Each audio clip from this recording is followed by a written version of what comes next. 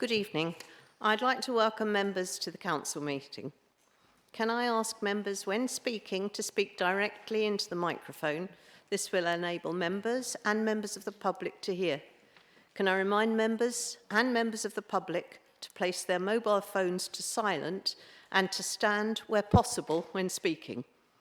Can I also remind those members who wish to speak this evening to keep their hands up until acknowledged by the Chief Executive? I'd like to remind members the meeting is being live streamed and we welcome the members of the public in the gallery watching and listening to the council meeting tonight. I'd like to remind all members of the council adopted code of conduct for councillors which you agreed to and are expected to adhere to. I would like now to ask Father Anthony. Oh, he's not here. Okay, thank you. Right, apologies for absence. Please note the apologies received on page 1 of the order paper, and we have a late apology from Councillor D. Arnold. Are there any apologies to be given? Councillor Kent? Councillor Cathy Kent. Thank you. Item 2. I move that the minutes of the meeting of the 27th of November 2024, set out in the agenda on pages 11 to 18, be approved as a correct record. Is that seconded?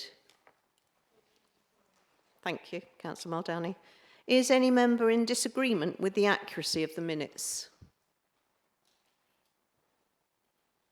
Thank you. These minutes are approved. I now move to the minutes of the meeting of extraordinary meeting held on the 28th of November 2024, set out in the agenda on pages 19 to 24, be approved as a correct record. Is that seconded? Thank you. Is any member in disagreement with the accuracy of the minutes? Thank you. These minutes are approved. Item 3, declarations of interest. Are there any declarations of interest to be made? Thank you. Item 4, announcements on behalf of the Mayor and the Leader of the Council. I have one announcement. We've had to postpone the Freedom of the Borough ceremony that was planned today due to ill health of one of the recipients. As soon as we hear from them, people will be notified of a revised date. So if you, Leader, have you got something you'd like to say? Madam Mayor, I just wanted to say a short few words about this morning's growth statement from the Chancellor of the Exchequer. I think we are all clear that after 14 years of a stagnating economy, it's vital that we do all we can to get the growth that our country so badly needs. For us here in Thurrock, we heard little that changes the situation with regard to the proposed new Lower Thames crossing. To recap for members, under the previous government, a development consent order application for the proposed crossing was submitted to the Planning Inspectorate in October 2022. From June to December 23, it was examined by a panel of 5 planning inspectors known as the Examining Authority. The Examining Authority submitted a recommendation report to the then Secretary of State for Transport in March last year, and we now expect to receive the decision by the 23rd of May this year. Madam Mayor, Thurrock Council remains opposed to this crossing. We still believe, as we always have, that it would not resolve the very real problems caused by congestion at the Dartford crossings. It would cause huge damage to our environment and our ecology, as well as doing little to add to the resilience of our local road network. We will therefore be writing to the Chancellor to reiterate our views and the views of Thurrock's residents. Thank you. I'd now like us all to take a moment and remember Thurrock's fallen of World War II on page 7 of the agenda. December 1944, Jewel, Bernard J., Gaskin, William E., Lorraine, Alfred Dennis, O'Donnell, Eric, Cheeseman, Albert. January 1945, Clark Thomas, Suckermore Norman E, Cable Stanley R.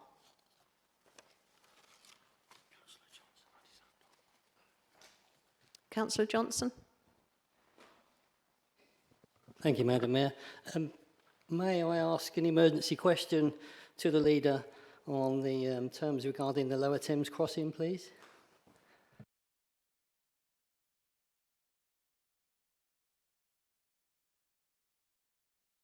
Can you explain the nature of your question, please? What topic is it on? That's all. The Lower Thames crossing. Thank you.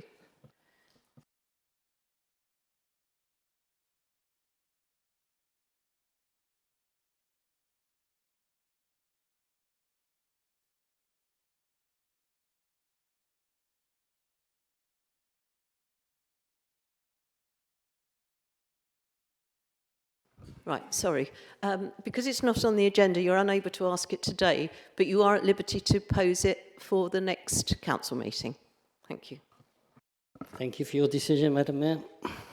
You're welcome. Item 5, public questions. Public questions can be found on page 25 of the agenda. I would ask those members of the public who have submitted questions to please read out their question when asked to do so. Yeah. Question 1 is Miss Melissa Perry to Councillor Hooper.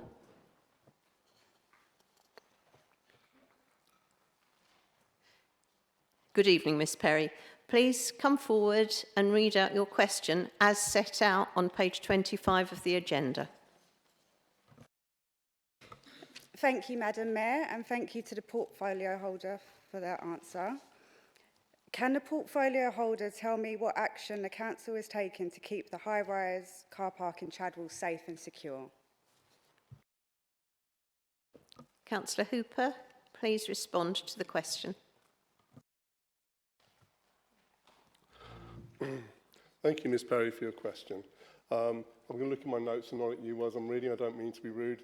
But anyway, the council take security and appropriate use of the facilities seriously. Following reports of unauthorised parking by non-residents, a traffic regulation order was previously introduced, alongside a residents' car parking permit scheme.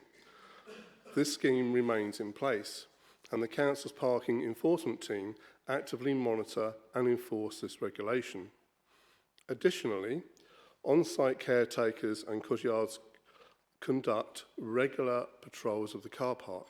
Their responsibilities include addressing fly tipping, vandalism, and any inappropriate use of this space. Any issues identified are logged and dealt with promptly on a daily basis and monitored the safe, clean environment of the car park space. In regard to access to the site, the gates to the car park have been subject to constant vandalism, resulting in significant unaffordable financial costs. After careful consideration, a decision was made to decommission these gates. However, we continue to review this decision and monitor the impact on the site security. Finally, our tenants management team will be contacting you to better understand the specific concerns you have, and we would value your feedback as this may influence how we actually look at managing the space in due course. We also will be contacting any residents of any changes or considered changes that we may take relating to this parking space. Ms Perry, do you wish to pose a supplementary question?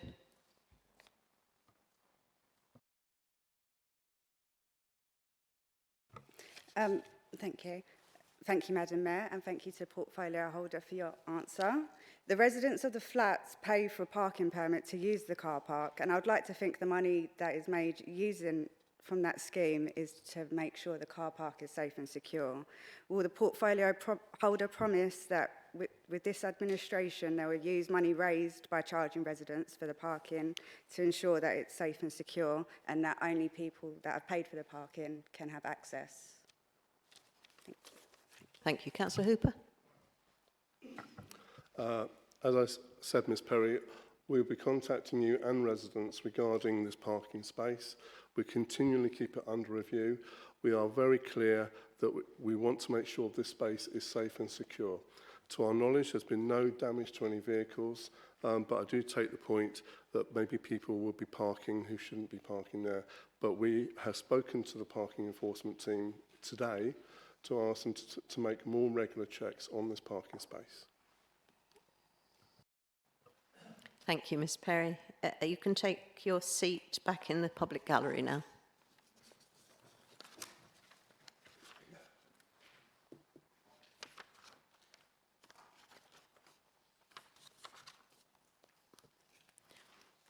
Item 6, petitions from members of the public and councillors.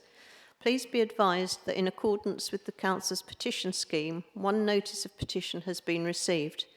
Can I ask Councillor B. Maney to present his petition regarding traffic calming in Blackshots Lane? You have 3 minutes to speak. Thank you, Madam Mayor. Madam Mayor, I'd like to submit a petition, as you say, regarding traffic calming in Blackshots Lane. Residents there, as I'm sure you're aware, have been calling for traffic calming for many, many years. It is a long, straight road.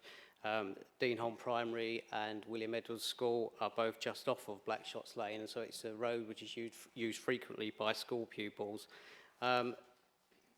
Before now, the accident data, the speed data has always come back that it doesn't warrant intervention, but there is an opportunity now under the Area Intervention Programme. Currently, the council is consulting on a range of traffic calming measures across Blackshots and Stifford Clays. In fact, apart from the Woodside estate and the Persimmons estate, all of Blackshots is covered by the council's proposals. But for reasons I can't fathom and residents can't fathom, the northern section of Blackshots Lane is left out of the proposals. So if they're taken forward, we'll end up with a situation where Blackshots Lane south of Long Lane is included in a traffic calming scheme, but the northern section, which is the longest, straightest section of road and the area where the most complaints about speeding come from, would not be included.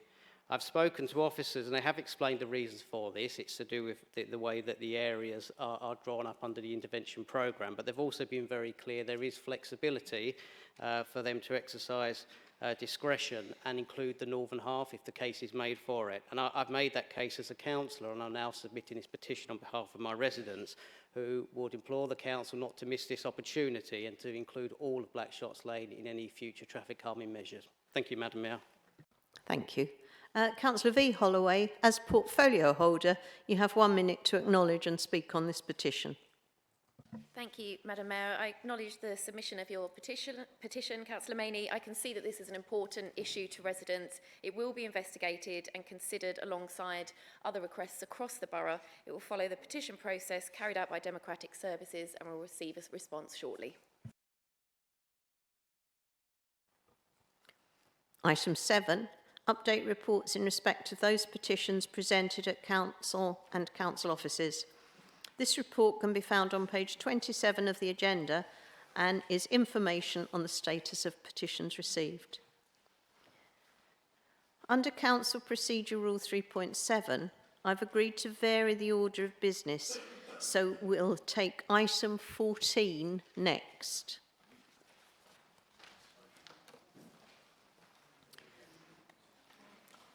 Item 14, where would it have been?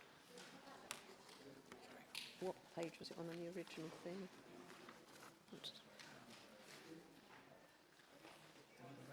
No, that's for 14, but they're fine to get. Yeah, okay. If you're looking for it, it's on page 175 to 180. Leader, can you formally move the recommendations as set out on pages 175 to 180 of the agenda? You have 5 minutes to speak. Madam Mayor, I won't take 5 minutes. Following the resignation of Councillor Polston, there is a need to recalculate the political balance of the council. The effect of that is that the Labour group need to offer across 2 committee places to the ungrouped. We are offering a place on the licensing committee and a place on the corporate overview and scrutiny committee. My understanding is that the ungrouped have said that they do not wish to take up those places. If that's wrong, then opportunity to say now. Other than that, I will move the recommendations as printed. Thank you. I'll now proceed to the recommendations to agree. 2.1, the political balance and allocation of seats as set out in Appendix 1 be noted. 2.2, members agree any changes to appointments to committees in response to the revised political balance. Do members agree with the recommendations? Thank you. We will now revert back to the order of the agenda. Item 8, appointments to committees and outside bodies, statutory and other panels. Do members agree to the nominations made on page 2 of the order paper?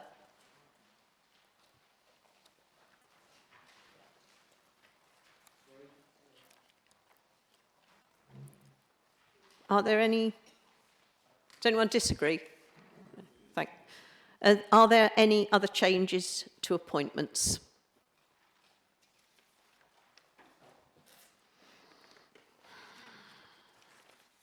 Thank you.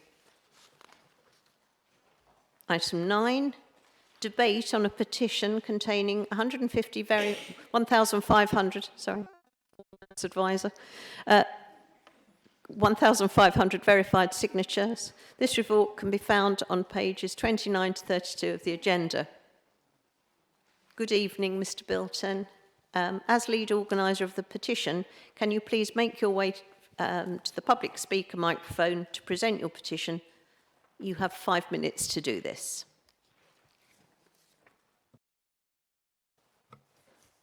Madam Mayor, councillors, ladies and gentlemen, good evening.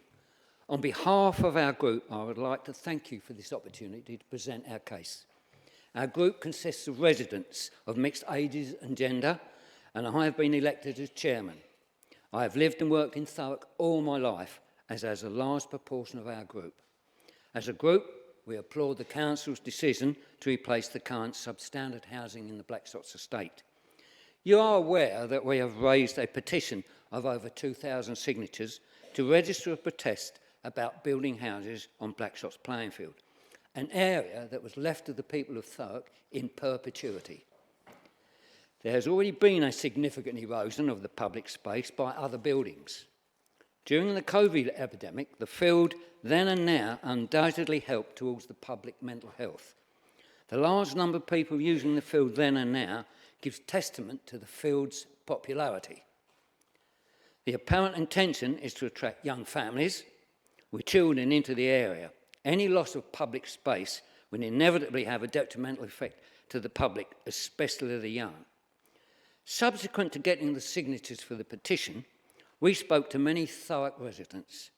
In not one of the conversations we had was there any support for building houses on the field, although most, without exception, applauded the decision to replace the current substandard housing. The government recently stated that councils are needed to build more social housing. 167 dwellings are needed to replace the substandard housing, and approximately 80 plus additional dwellings are also planned. Will this meet the government's criteria?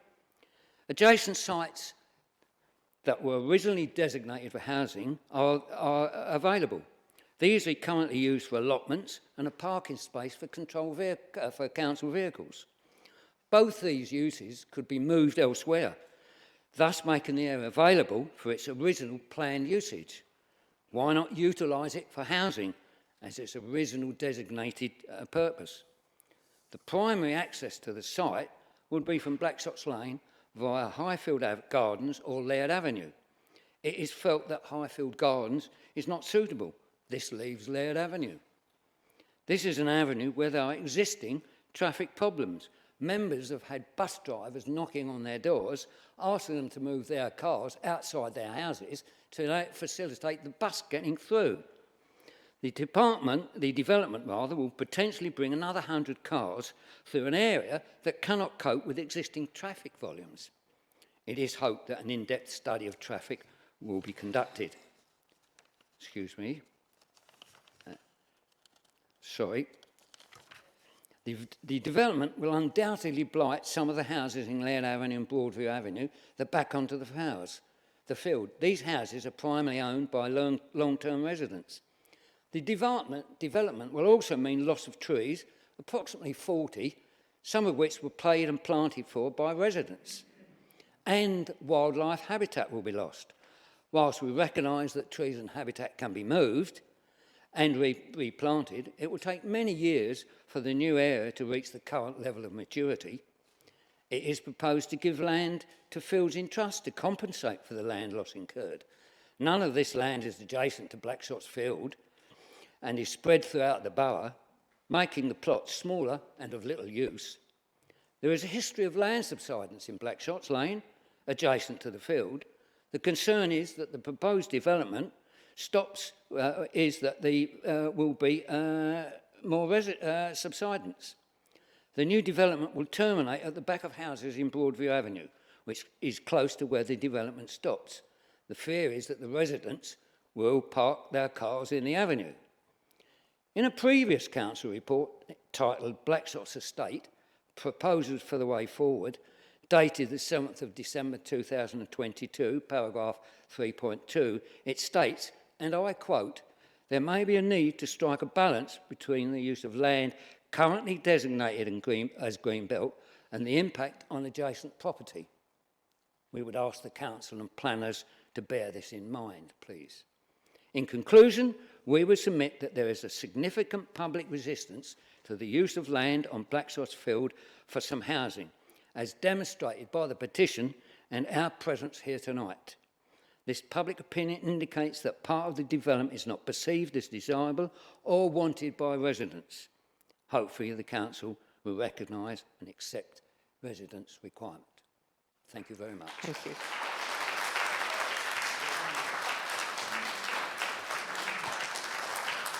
Councillor Watson, as portfolio holder for growth, do you wish to speak? You have 4 minutes to speak. Thank you, Madam Mayor.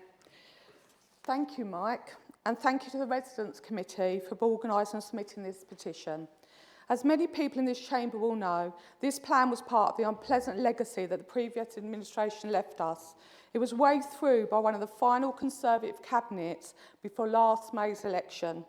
Since that decision was made, the council has held some engagement meetings, but the overwhelming feeling of the residents, as I understand, is that they were not being listened to. Since taking over the portfolio and working with the councillor Mike Fletcher, I've reached out to the residents behind the petition and have since established, I hoped, a good working relationship with them all. I have committed to the Residents' Committee on 2 points: to talk openly and honestly with them about what is or isn't possible, and to work with them from now until the delivery of the development to ensure they're involved at every single stage. So far, our conversation has been frank and constructive, and I look forward to our next meetings very soon, along with the site visits. Secondly, we have a new Chief Officer of Housing and Economic Development who has also shown herself willingly to listen to the residents. She has given a commitment to review all options that the original team considered and to do so with an open mind. I want to point out that we don't yet have a solution that works for everybody, but we're a lot closer than what we were. And there's a lot better understanding on both sides of what's at stake. I don't think anybody in this chamber would disagree that the existing flats are unfit for use and we need to demolish them. Councils don't build high-rises like this anymore, so to replace the social housing we will lose, we will need to cross a wider area. There are very few viable options for that, so we need to find a solution that gives us a space while minimising the inconvenience both for the local residents and for those losing the park. That is the basis that both me and the chief officers are working with the residents. I can't give any commitment at this stage not to build on the identified area of the park. What I will commit to is to look at all alternatives. I have also committed to involve residents throughout and make sure that their concerns are addressed, and I will be sticking to that 100%. Thank you. Thank you.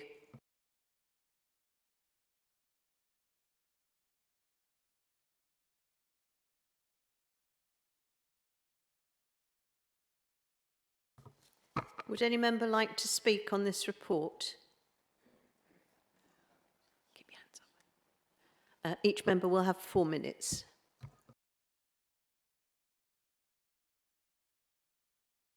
Councillor Spate, please.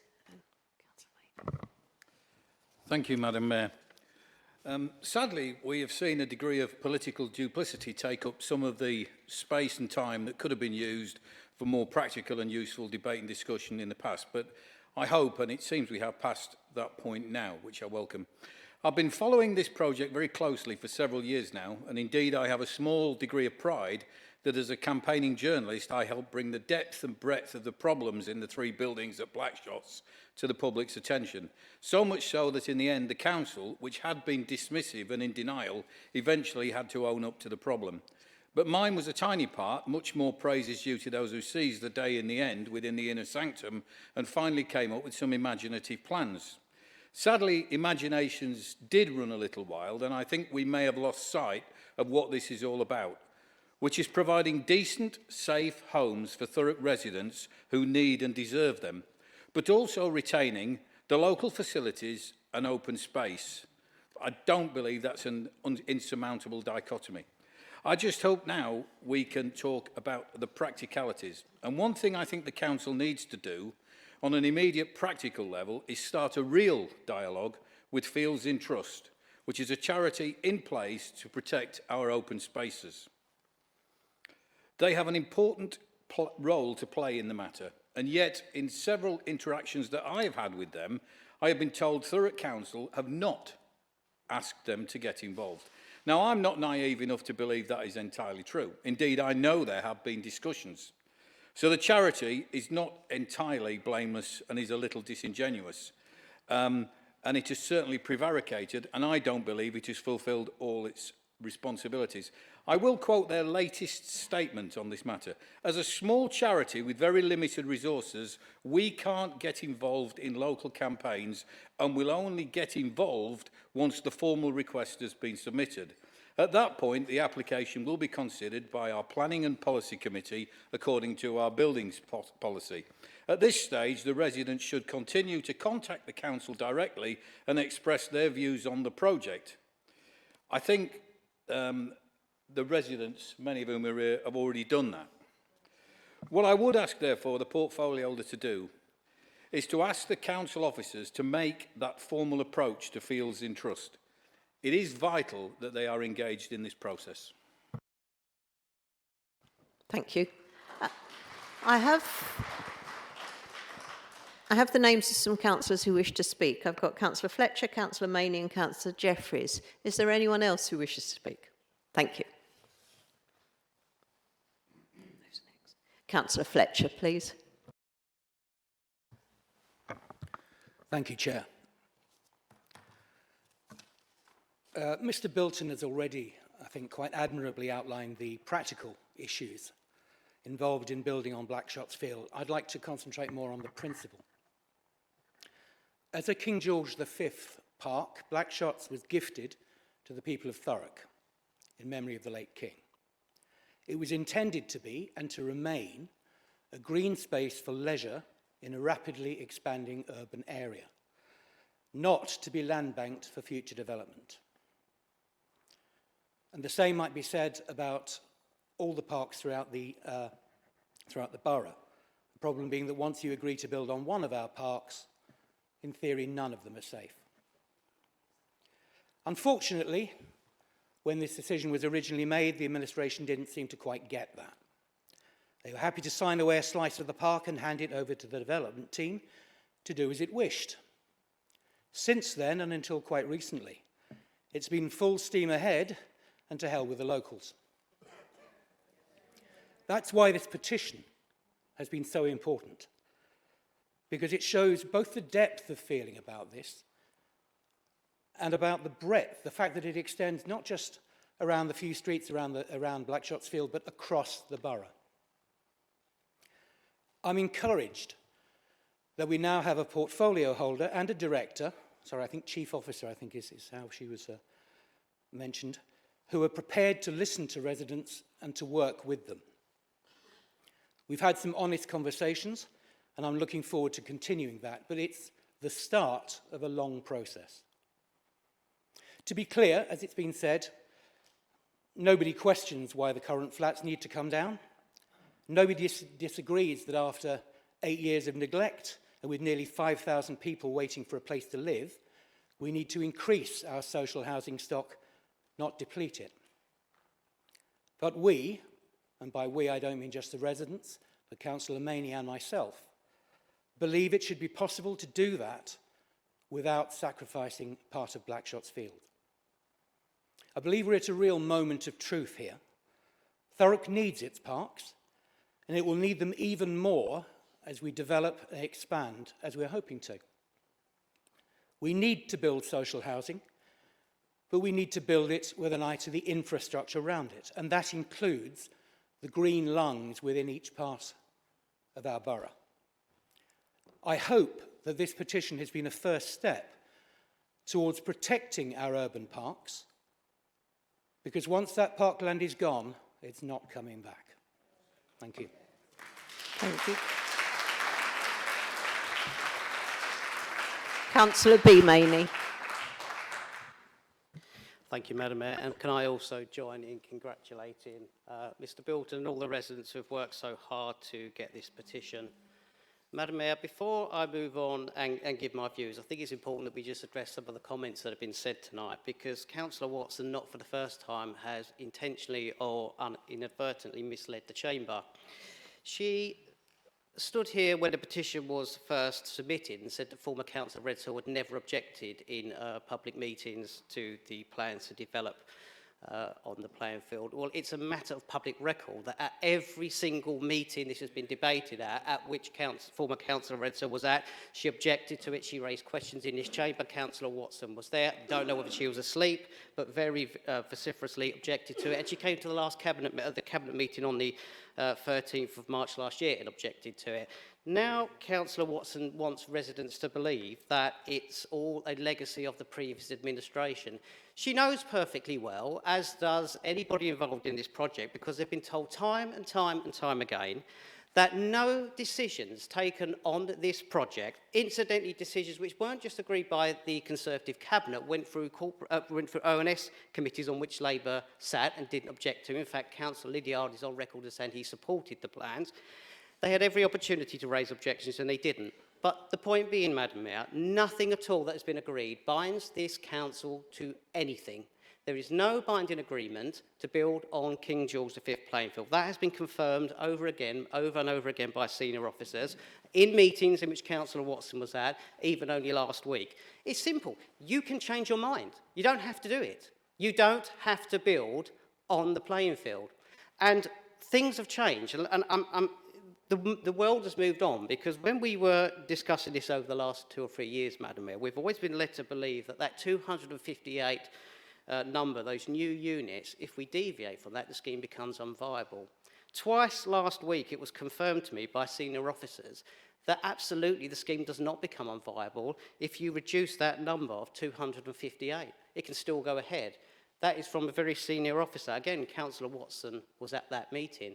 That's not the advice we had previously, it is the advice we have now. So it is purely a political decision for the current administration to make. I'm quite clear.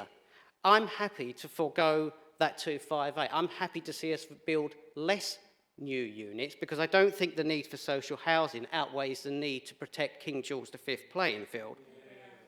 So it's clear, Madam Mayor, there's no need to pretend we're looking at other options. There's no need to pretend it's all a legacy of the previous administration. This administration can make a political decision not to build that number of houses. Indeed, in the report that came to Cabinet on the 13th of March 2024, one of the key objectives is to build no less than 168. So therefore, we're not bound to 258 at all. I want to also talk, Madam Mayor, about the planning advice we've had. It seems planning officers are very clear that it will be easy to build on the playing field, but they consistently say that other land that's being put forward is not viable because it's green belt. Well, the playing field is green belt, and now that we've got a Labour government that's ripping up green belt protections, now that here in Thurrock there's a presumption in favour of green belt development because they've ripped up the local plan, it should be even easier. So it's very clear, Madam Mayor, the council is bound to nothing. It's not the only legacy you inherited was to bring down those flats. That's what we delivered when we were in administration. You're in control now. Time to step up. Time to say, no, we are not going to build on the King George V playing field. We don't need to build at 258, and that is a decision you can make. Thank you, Madam Mayor.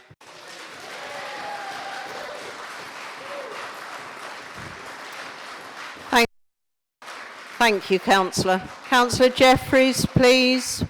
Thank you, Madam Mayor, and I will try and follow my colleague, Councillor Maney, but I think he said it all. Mr Bolton, thank you for your petition and thank you to the residents. I would like to state here now, I agree with what Councillor Maney just said.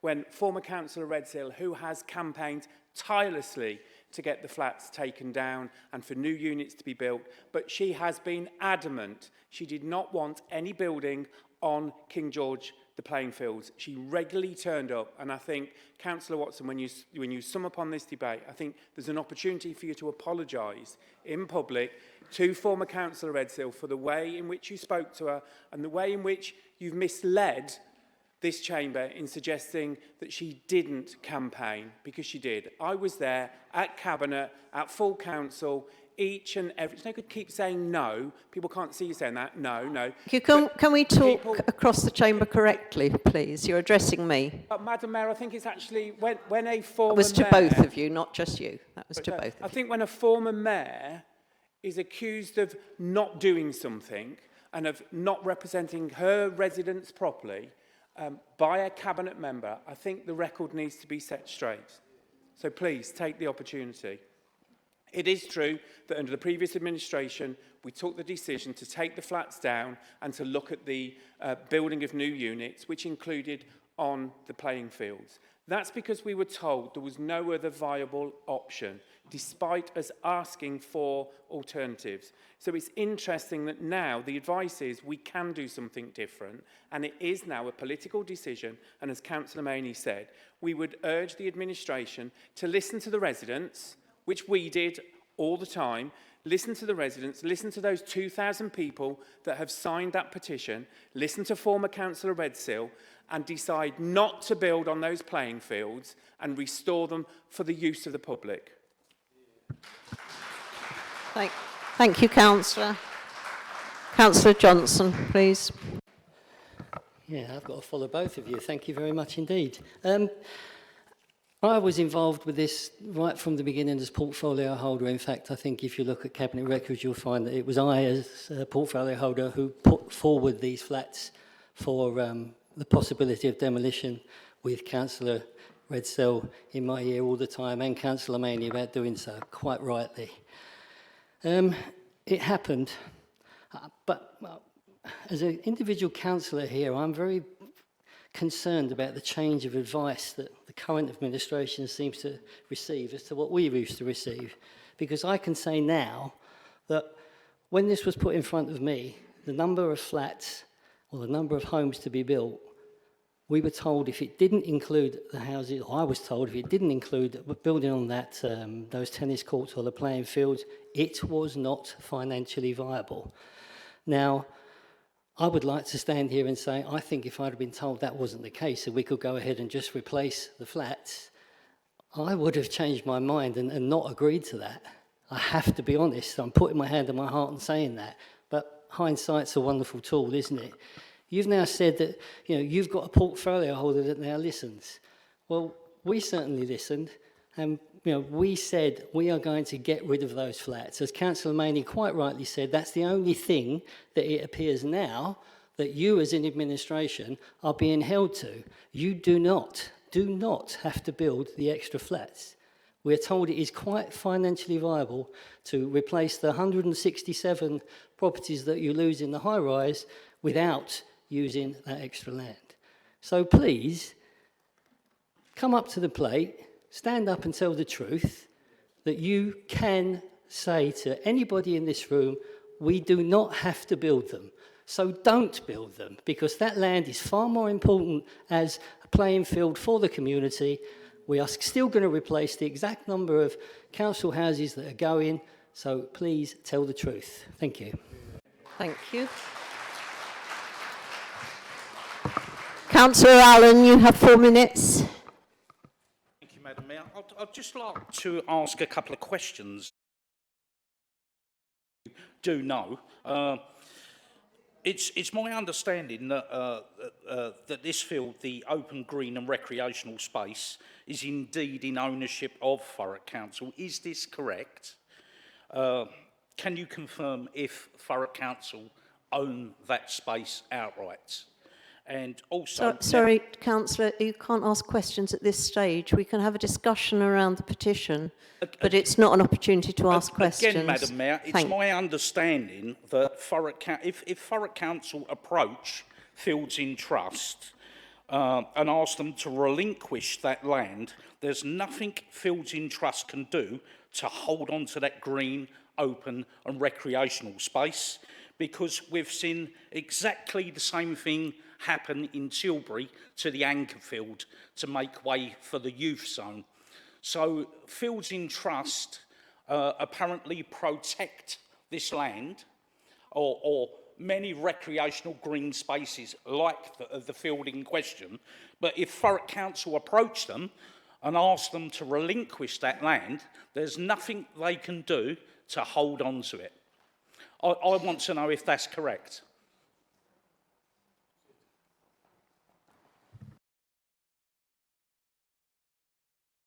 Thank you, Councillor.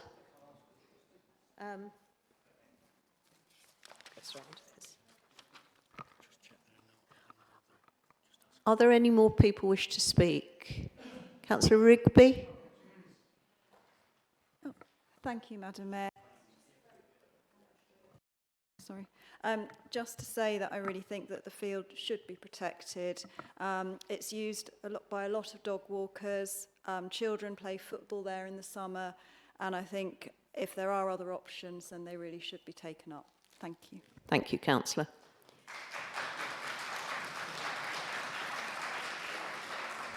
I will now proceed to the recommendation. The Chamber note the commitments to the portfolio holder has made to engage with residents in the future on this issue and to explore all options available to the Council. Do members note the recommendation? Thank you. Thank you, Mr. Bilton, for your time this evening. If you would kindly now take your seat back in the public gallery. Thank you very much.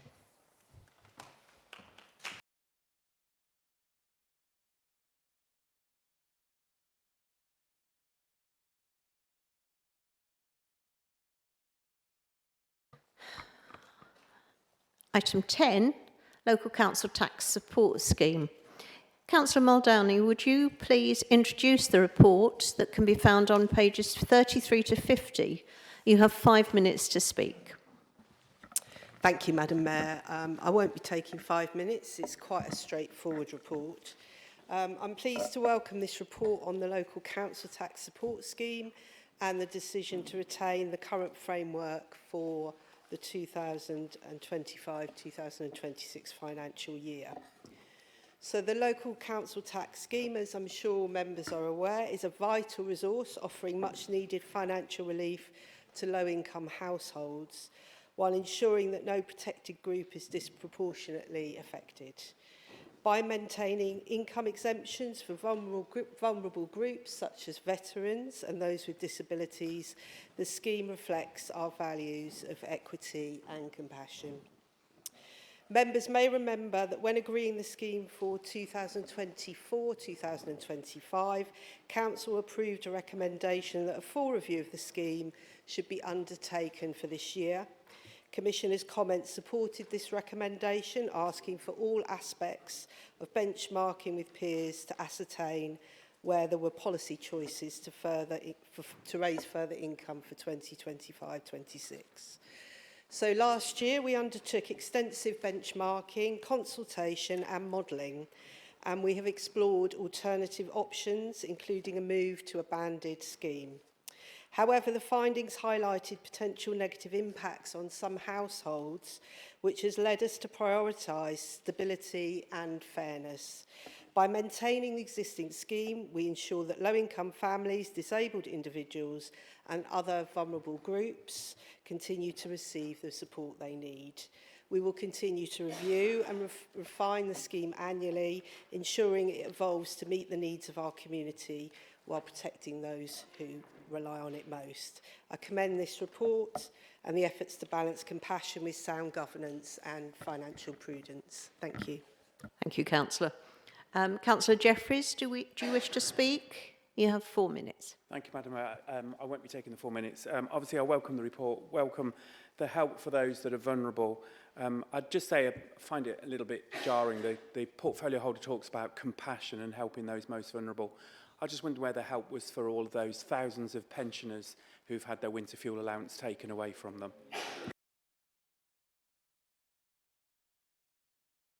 Councillor Spate, do you wish to speak? I do, Madam Mayor, thank you. I welcome this report. I think it bodes well for this authority's humanity that we are in the lead echelon of councils offering a decent deal to those in need. I do, however, have a couple of questions I think worth asking, just to ensure that there will be no financial fallout at some point in the new civic year. 4.8 in the report tells us that the current latest best estimate for the cost of providing the scheme in 24-25, i.e. this financial year, is 9.5 million. There has been a downward trend in the number of claimants during this current year, and the number of claimants in receipt of LCTS support has reduced by 308 over the last 12 months, which equates to a projected annual reduction at the cost of providing support of 176k. A welcome thing that I'm sure we all agree is really useful to us. It's money we've saved effectively. But in the ever-changing current climate, where we suspect there will be an impact due to austerity and a very, very slow economy, despite what Rachel Reeves says this morning, I worry that we are likely to see a significant increase in 25-26 of potential claimants.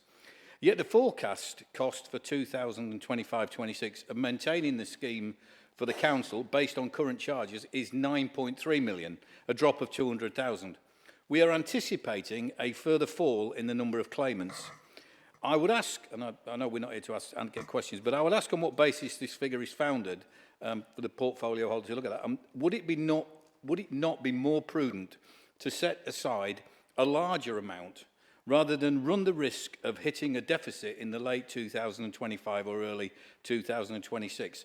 It's unfortunate that I can't anticipate 2025-26 with great expectations. I hope I am wrong, but I would just ask the portfolio holder if she really is confident that the number of claimants will go down and not up in the coming year.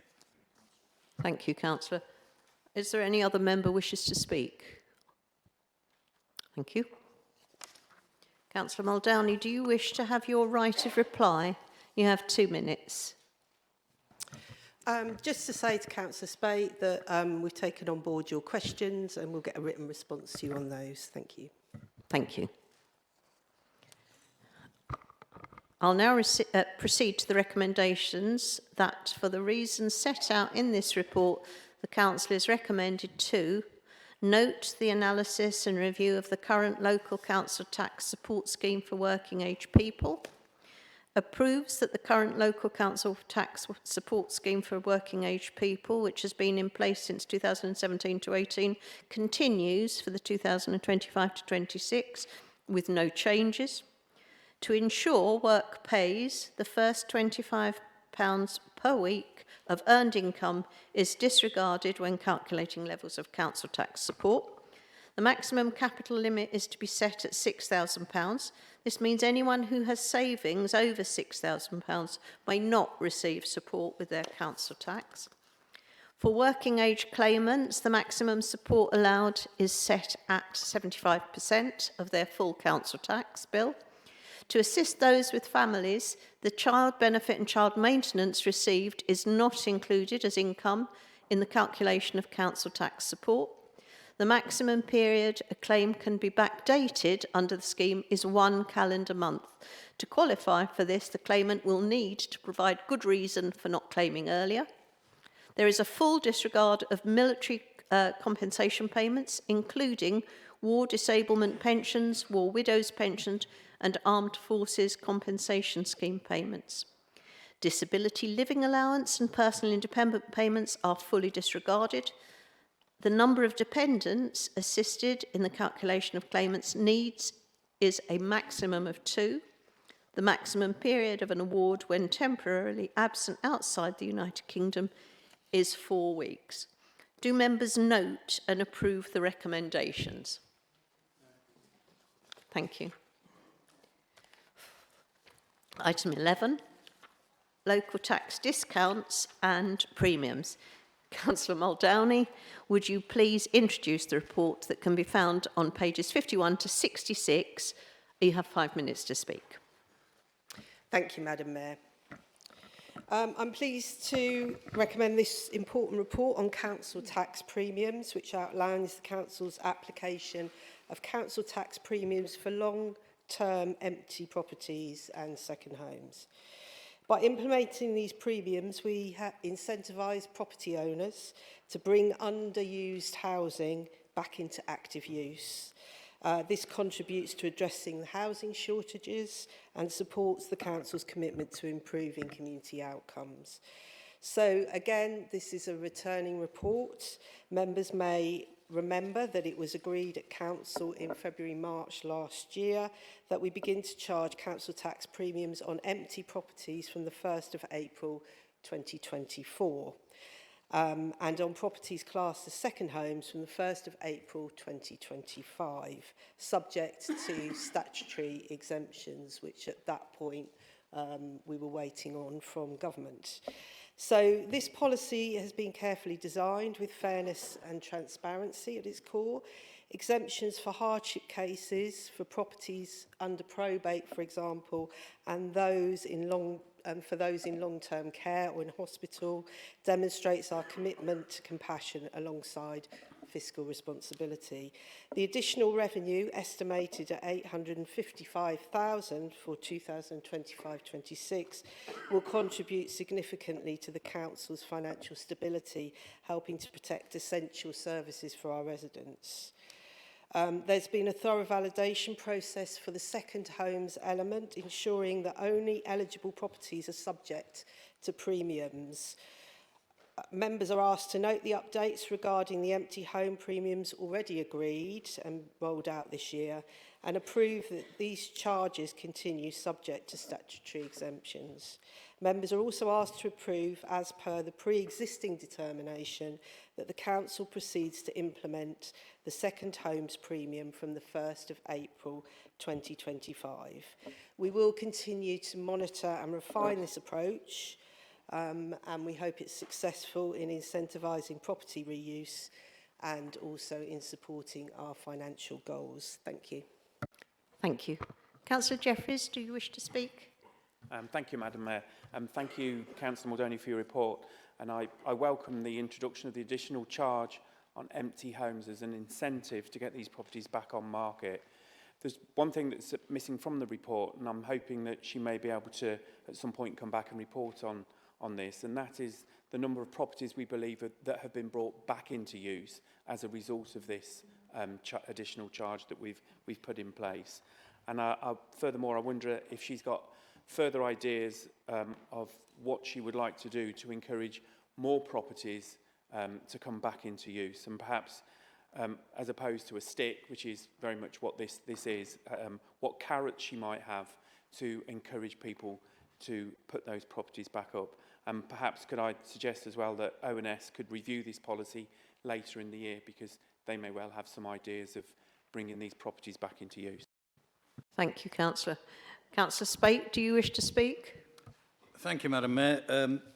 Councillor Jeffries actually stolen my the main point that I was going to make, so good luck to him there, because it is blindingly obvious in the information put before us that there is no reference to whether this policy has been successful in anything other than raising additional revenue for the council. And those of you who may remember, and it was obviously under Councillor Jeffries' administration, I spoke against this last year, and I think I was possibly the only member in the council that actually voted against it. I just don't get why we're doing this.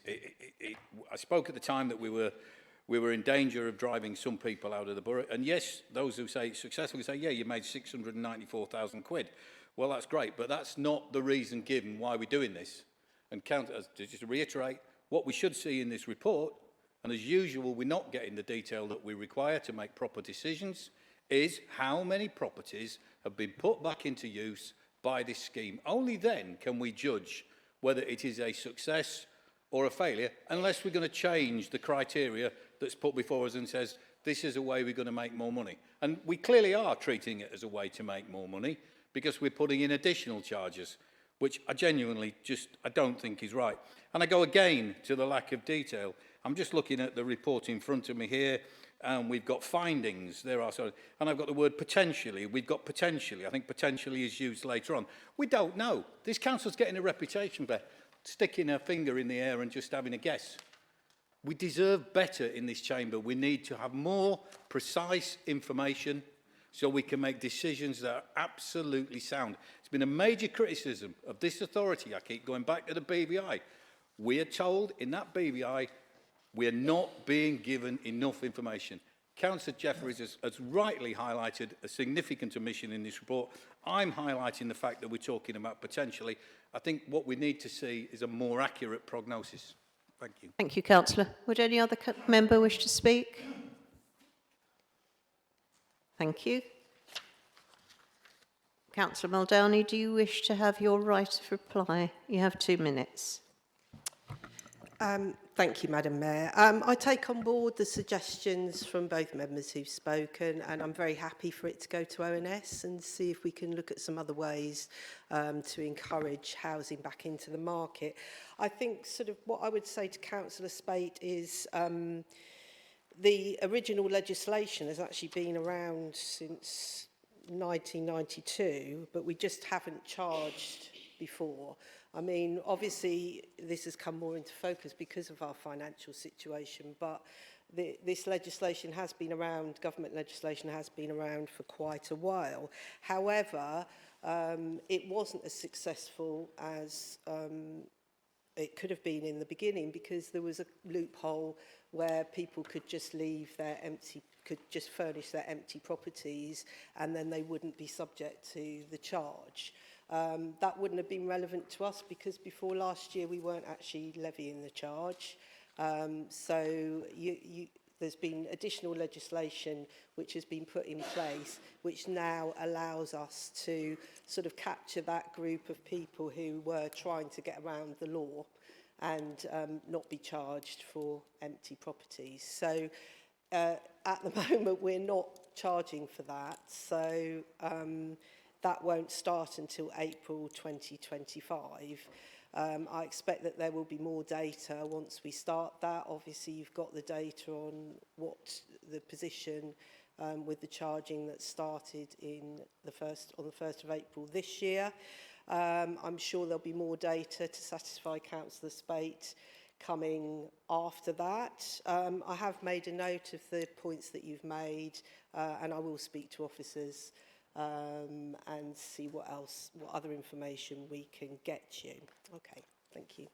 Thank you, Councillor Muldowney. I'll now proceed to the recommendations that, for the reasons set out in this report, Council is recommended to 2.1, note the additional income generated from the long-term empty and unfurnished premium year to date in 2024 to 2025 as detailed in 4.12. 2.2, note the statutory exemptions and exceptions that have now been finalised in regulations and will apply to both premiums from April 2025. 2.3, note the work that has been undertaken in 2024 to 25 to validate properties that will be potentially subject to the second homes premium from the 1st of April 2025. 2.4, approve that the council continues to charge the long-term empty council tax premium in line with the existing determination on properties empty after 12 months and up to 5 years, 100% premium. Properties empty between 5 and 10 years, 200% premium. Properties empty over 10 years, 300% premium. 2.5, approve that as per the existing determination, the Council proceeds to implement the second homes premium from the 1st of April 2025. Do members note and approve the recommendations? Councillor Spate's got his hand up. Councillor Spate? It doesn't matter now, as a majority have clearly agreed it, but I was just going to make the point that I thought it would have been better. We've got 2.1, 2.2, 2.3, which are to note, and I have really no problem with that at all, noting it. And I would have voted against 2.4 and 2.5. But it's really irrelevant. But I think, and I'm at fault because I sat in a pre-meeting and didn't spot it then. Yeah, thank you for that, Councillor Spate. It has passed, obviously, because no one else objected, but thank you for your comments.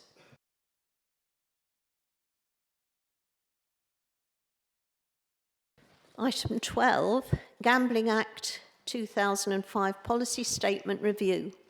Councillor Victoria Holloway, would you please introduce the report that can be found on pages 67 to 120? You have 5 minutes to speak. Thank you, Madam Mayor.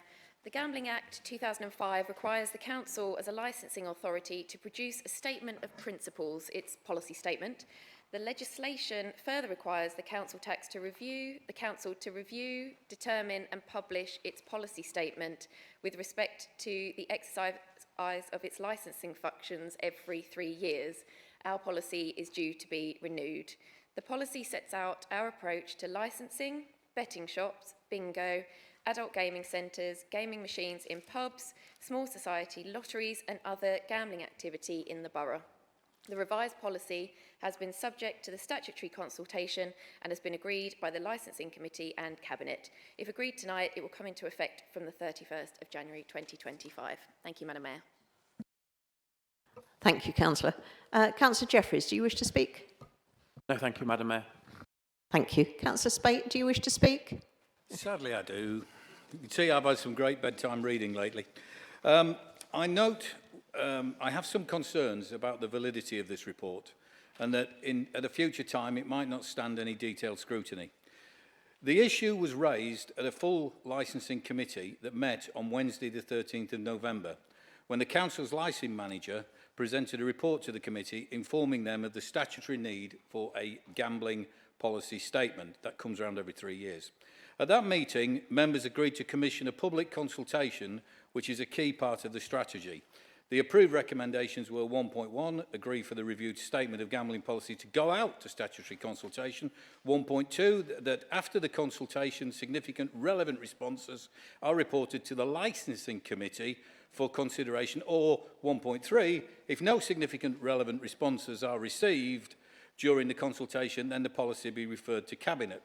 The consultation parameters were agreed and the consultation opened, with a closing date of 13th of December. The Cabinet actually met on the 11th of December and discussed the gambling policy statement. They did not discuss the consultation or responses, but simply said, if there are no significant relevant responses are received, then the policy will be referred to full council, i.e. tonight, for adoption. That was a huge leap of faith, because there was hardly any time to adapt or refer back to the licensing committee. And tonight we are asked to trust in that leap of faith. We must, because there is no paperwork to support it, assume there were no significant relevant responses.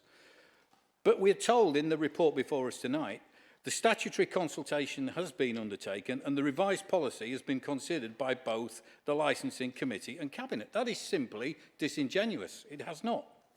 This morning, I looked at the requirements for consultation. Among them, we are told every licensed premises that has a gaming machine in Thurrock has been consulted.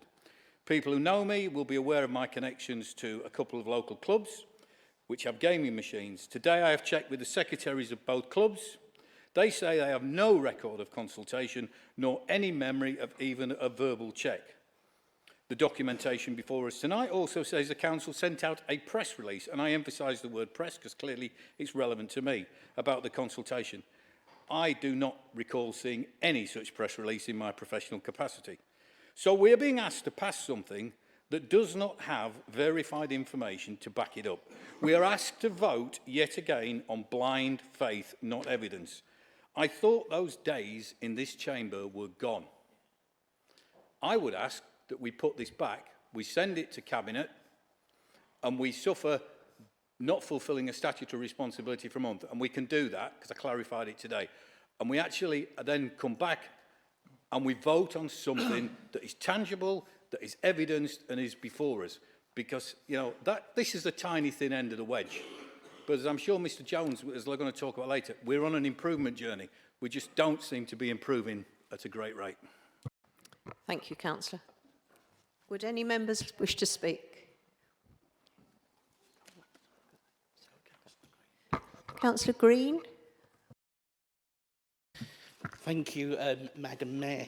I just wanted to stand, I wasn't planning to speak on this, but I wanted to speak on this paper because it comes to the licensing committee, which I chair.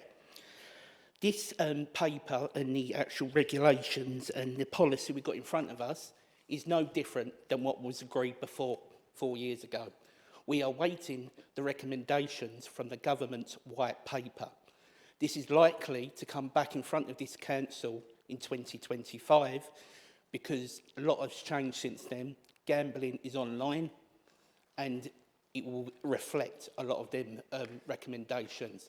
So what I suggest is we do agree to this policy today, and when the white paper comes out, the licensing team will review that, and it will be back here again when that happens. Thank you, Madam Mayor. Thank you, Councillor. Councillor Ben Maney. Thank you, Madam Mayor. I think there's Councillor Spate has raised a valid point. He's not happy. He would like to send it back to Cabinet to have a look at, for them to relook at and give him time to satisfy himself that he's making an informed decision. It's not something I think we need to do, but it's quite an honourable thing for an elected member to do, to satisfy themselves that they're making an informed decision. And in the democratic process, there's nothing wrong with a member requesting that. There's a bit of a problem, though, because if we were to do that, from the 31st of January, 2 days away, the council will be unable to undertake its role as a licensing authority. Once again, a fundamentally important report is brought to us, and we have to agree it because in a matter of days, hours really, the council will not be able to undertake a very important function, which is its function as a licensing authority, if we don't. Arms up the back again. You know, let's remember, it is the licensing authority that protects against underage sales, it protects against gambling. There's a whole range of protections that the licensing authority undertakes, yet we have to agree this, otherwise the council can't fulfil a fundamentally important role. So I'm afraid, once again, late reports, no time to properly digest what's in it, and when a member like Councillor Spate raises a valid point, we can't heed it, we can't ask for a pause because we've got 5 minutes to agree this report, otherwise the council, quite frankly, is failing again. Thank you. Councillor Holland. Councillor Gledhill. Oh, sorry, Councillor Gledhill. Excuse me, thank you, Madam Mayor. And this is such a minor point, given the 2 points given by both Councillor Spate and Councillor Maney. But page, excuse me, different glasses, page 71. This policy is going to run from 31st of January 2025 to the 30th of February 2028. So unless we're introducing new dates, perhaps this is just a minor thing. Perhaps we can adjust it to the 29th February or indeed the 30th of March. Thank you, Madam Mayor. Thank you. Councillor Holloway, do you wish to have your right of reply? You have 2 minutes. Thank you, Madam Mayor. I appreciate the interventions that have been made by members. I agree with Councillor Maney's point about timing. I too do not like when reports come at this stage and you feel like your arm is being twisted due to dates. I do think that should be taken on board, and when renewed, it should be brought back sooner. So I think that's an extremely valid point. In regards to the date, of course, yeah, well noted. Oh, sorry, I didn't spot that myself. In response to Councillor Spate's comments, it's handy because I am a woman of faith councillor, so it helps that when this report comes to me, I do believe that what is in the report is fact. Otherwise, I wouldn't have been happy to accept it in this report. And I am sorry that you don't have trust in the officers who present information to us, because I certainly do, and I wouldn't bring it here if I didn't think otherwise. However, I do take your point with regards to the crossover of the consultation date, which ended on, as you said, on the 13th of December. And again, as you said in your speech, if there were any comments or significant objections, what would have happened would have gone back to Cabinet, and it would have been postponed no matter what the date. And indeed, because there wasn't, that hasn't come. So I hope, with bearing that in mind, that councillors will be happy to support this. Thank you. Thank you. I'll now proceed to recommendations to agree to adopt the statement of gambling policy as attached in Appendix A, and for it to take effect from the 31st of January 2025. However, I've made the decision that we will actually have a vote on this, and I'll ask you to show. So can all those in favour of the recommendation please show?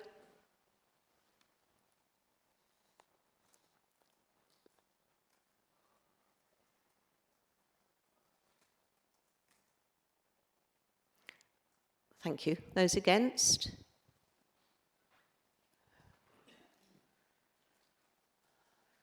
Thank you. Any abstentions?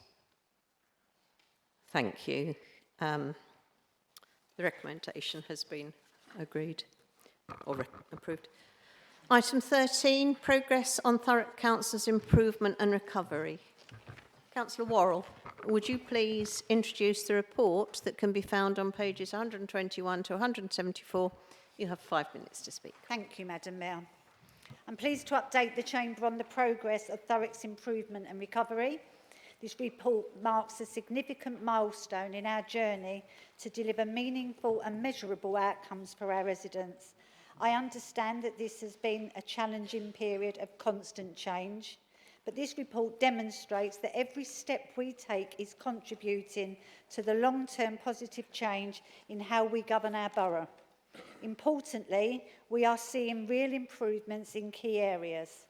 There is now a stronger, more positive relationship between officers and members, fostering better collaboration and accountability. Overview and scrutiny function has also improved significantly, with more effective relationships between committees and the executive, ensuring proper checks and balances in decision-making. Additionally, our budget setting process has become more efficient, allowing sufficient time for thorough scrutiny whilst providing meaningful feedback. This ensures greater financial responsibility and transparency, which is critical to our continued recovery. As the leader highlighted at the December Cabinet meeting, it provides an honest assessment of where we stand in relation to the outcomes of the improvement and recovery plan and the success criteria. This first report establishes a baseline for future progress, allowing us to measure how far we've come and identify where we must go next, but it does not shy away from being honest about where there is still some resistance to change here in this council. Importantly, it reflects a cultural shift within the council, one rooted in honesty and self-awareness. We are learning to acknowledge when things go wrong, reflect on our missteps, and use those lessons to drive meaningful change. There is still a long road ahead, and much work remains to be done. However, this report demonstrates the solid foundations we have laid to transform Thurrock Council, building trust, driving improvements, and delivering better outcomes for all of our residents. Thank you, Madam Mayor. Thank you. Gavin Jones, Lead Commissioner, would you now like to speak? Thank you very much, Madam Mayor, and thank you, Councillor Worrell, for your update on the Improvement and Recovery Plan, which I think Commissioners would broadly agree with. I think one of the things that is particularly important to Commissioners as you go through, as any council go through its improvement journey, it's honest self-reflection of the progress it's made, but by the same token, the things it still has to do. And I thought you presented a pretty balanced approach to that in the report, so thank you for that. Members, what I thought I would do is briefly just to give you a bit of a summary of the report that we wrote to the Minister at the end of November last year. We've not yet had a formal response back from the Minister, although we are expecting that fairly soon, at which point the report that we wrote can then be published as well and made available for everybody. It's also worth noting, I may come back to this at the end, that our report was submitted before the publication of the devolution white paper on the 16th of December. And of course, the wider context has since changed since we wrote our report as well. And I'll just perhaps give a line at the end about what that means in terms of the intervention as well. So I wanted to use really this opportunity to highlight some of the key messages from our report with you in response to your own improvement report as well. And the headline message that I would leave you with is that there has indeed been significant progress across the Council over this time. Particularly, we have noticed a considerable increase in improvement and the pace of improvement over the past year. I think that's also recorded in your report, Councillor Worrell, as well. You mentioned some of the improvements that you've made. I would particularly highlight the importance of the corporate plan that you produce. Really very important to provide the context on which you are recovering. What are your broader aims and objectives of which the recovery should play an important component of that as well. So the other improvements around risk management, that may not sound the most exciting thing for many of you, but actually believe you me that in terms of running an organisation successfully, understanding and managing your risks is absolutely critical. And we've seen real improvement in that as well. So our view broadly is that Thurrock Council should indeed be proud of the journey so far to date, but accepting, as you have, that there's still a lot to be done because you did start from a relatively challenging base. And of course, we all refer back to the best value inspection as our core document from which we measure progress as well. There is some fragility to some of the improvements, and I think as commissioners, that's something that we would look at very carefully. So where you have made those improvements, whether that be through process, through governance, it'll be really important that you can demonstrate that they are sustainable improvements, because what nobody wants is for the improvement to be made. If intervention were to be lifted or reduced, it then falls back. That serves no purpose to anyone. So we'll be spending quite a bit of our time over the next few months as commissioners, particularly looking at how well embedded are many of those changes that you've done. We're noticed and pleased, if you remember the Best Value Inspection report, it did talk about member-officer relationships, which at that time were not considered to be particularly productive, and in fact were perhaps some of the causes of the challenges you had. Broadly, we see real improvement in that area.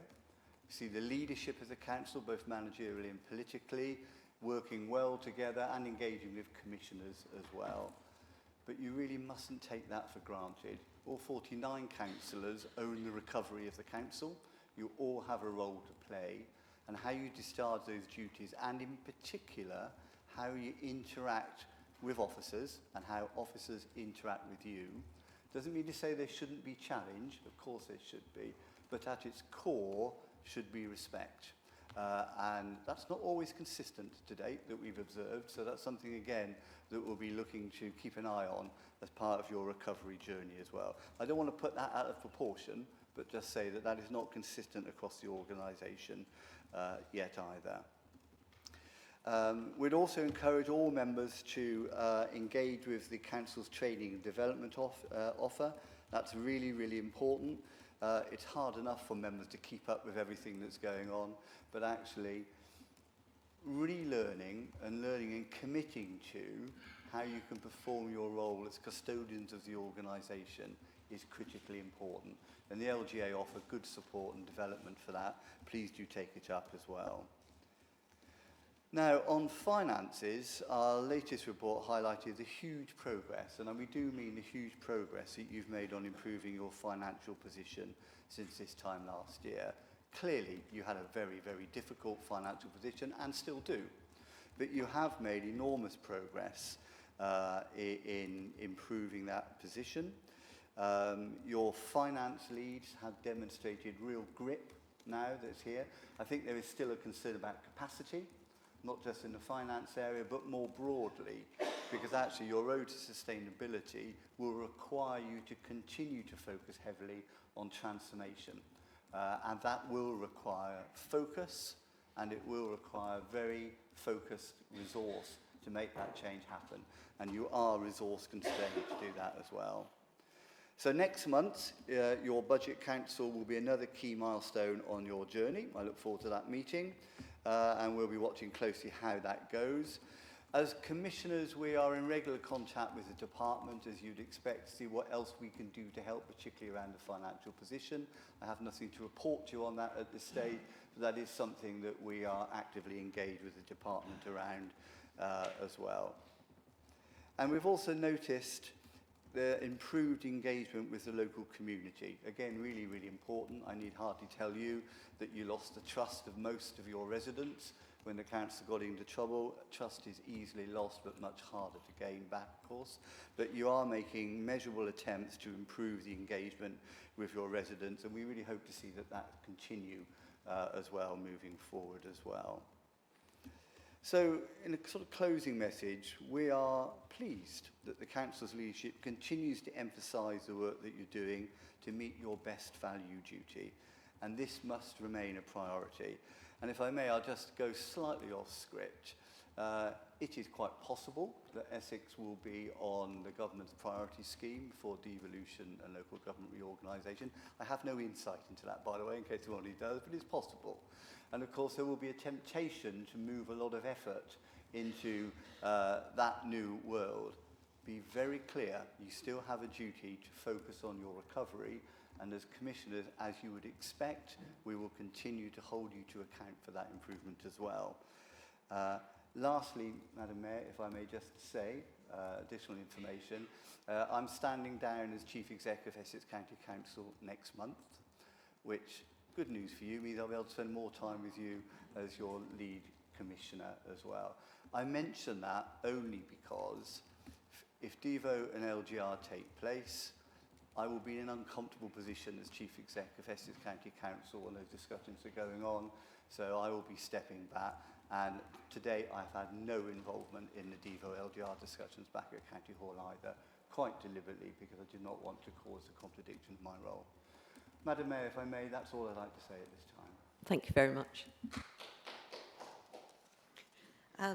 Councillor Jeffries, do you wish to speak?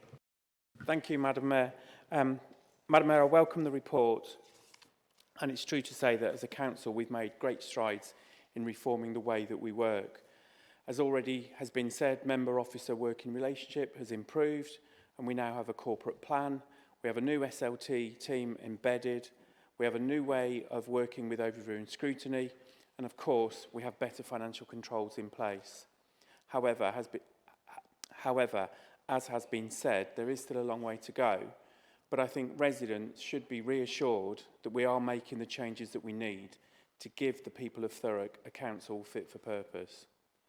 On a completely separate note, I just wish to raise that we, and I think many residents of Thurrock, are very concerned by the decision by the administration to withdraw the local plan. And I'd urge the leader and his administration to publish the full reasons behind its withdrawal. In the BVI and the PAS review, it was made clear that the local plan was essential for the recovery of Thurrock, and it would help in protecting the precious green belt. So we all hope that the local plan is brought back to full council as soon as possible so that we can fulfil our obligations and continue to improve as a council. Thank you. Thank you, Councillor Jeffries. Councillor Spate, do you wish to speak? Did you have any doubt? Thank you, Councillor Ward, for the presentation, and Mr Jones for your presentation. And it is good that we've got a RAG rating system here in front of us that has got 22 greens. You know, that is a tangible sign of improvement. The sad part is we've got 39 ambers, so we've clearly got a target to go on, and one would hope that this time next year we'll be able to compare the two documents and they will be differently coloured. The one area that concerns me, and during this evening, I flagged up on 2 or 3 issues, areas where I've perceived there to be risk. Because I believe that is the job of councillors, all 49 of us. We sit in committees, we get paid an allowance for sitting in those committees, and we should have the decency to read every report. And I've got to admit, I'm the first to admit that in the past I've not done that. We've got to evaluate it, and if we don't understand it, we've got to ask questions. And it was interesting saying earlier on, and as Councillor Holloway said, you know, I'm pretty certain that in the item that we spoke about, not everything that we were told is there. But I've asked the question, I've highlighted it, and I've brought it up. And that's what I think all of our jobs is. And the reason I'm saying this is because the one red that we have on this list is probably one of the most singularly important things, and it's risk. And it says here, robust systems are in place throughout the organisation and owned by members for identifying, reporting, mitigating and regularly reviewing risk. I don't think we do that enough. I think we take things for granted. We take things on blind faith. We have an innate belief that officers always will tell us everything that is true, and yet we know from the BVI and the hell that this council went through that that is not true all the time. And I have a simple example today, and I really do apologise for bringing this up, but I was in a meeting this afternoon when I was told by a very, very, very senior member of our senior leadership team that there wasn't really a problem if we put back the issue on the gambling and we left it for another month. And that was said in public in front of other councillors. Oh yeah, it won't really have any implications. But as Councillor Maney so astutely pointed out, it actually has massive ramifications. And if that senior officer of this council can't see that it's a risk and comes out with that sort of statements, then I really, really worry. So all I will say is I question a lot. Some may say I like the sound of my own voice too much, and they're probably right. But I do believe that I bring valid points to this chamber, and I'm never going to apologise for that. Because it's better to be asked and found to be wrong or looking in the wrong direction than not to ask, and then something nasty crawls out from under a stone. And everybody will know part of what I'm referring to that's currently ongoing. And tomorrow I'll be in the High Court in London, listening to something where I think we're at great risk. And it's shocked me that not as many people as I appear to appreciate that particular risk. And when we've got a big red block on that piece of paper, we've got a warning there. So I just hope that everybody heeds it. Thank you. Thank you, Councillor. Would any other member wish to speak, or does any other member wish to speak? Leader? Yeah, thank you, Madam Mayor. I welcome the report, and I have my opportunity to talk about it at Cabinet, so I think it is more important that we listen to other members. But I just want to take the opportunity to thank Gavin and Commissioners for the help and support and advice and assurance that they've given us, because it is valued. We have been, as a council, to a really, really dark place, and we are now improving. We are now getting to a better place, and I, for one, never want to go back there.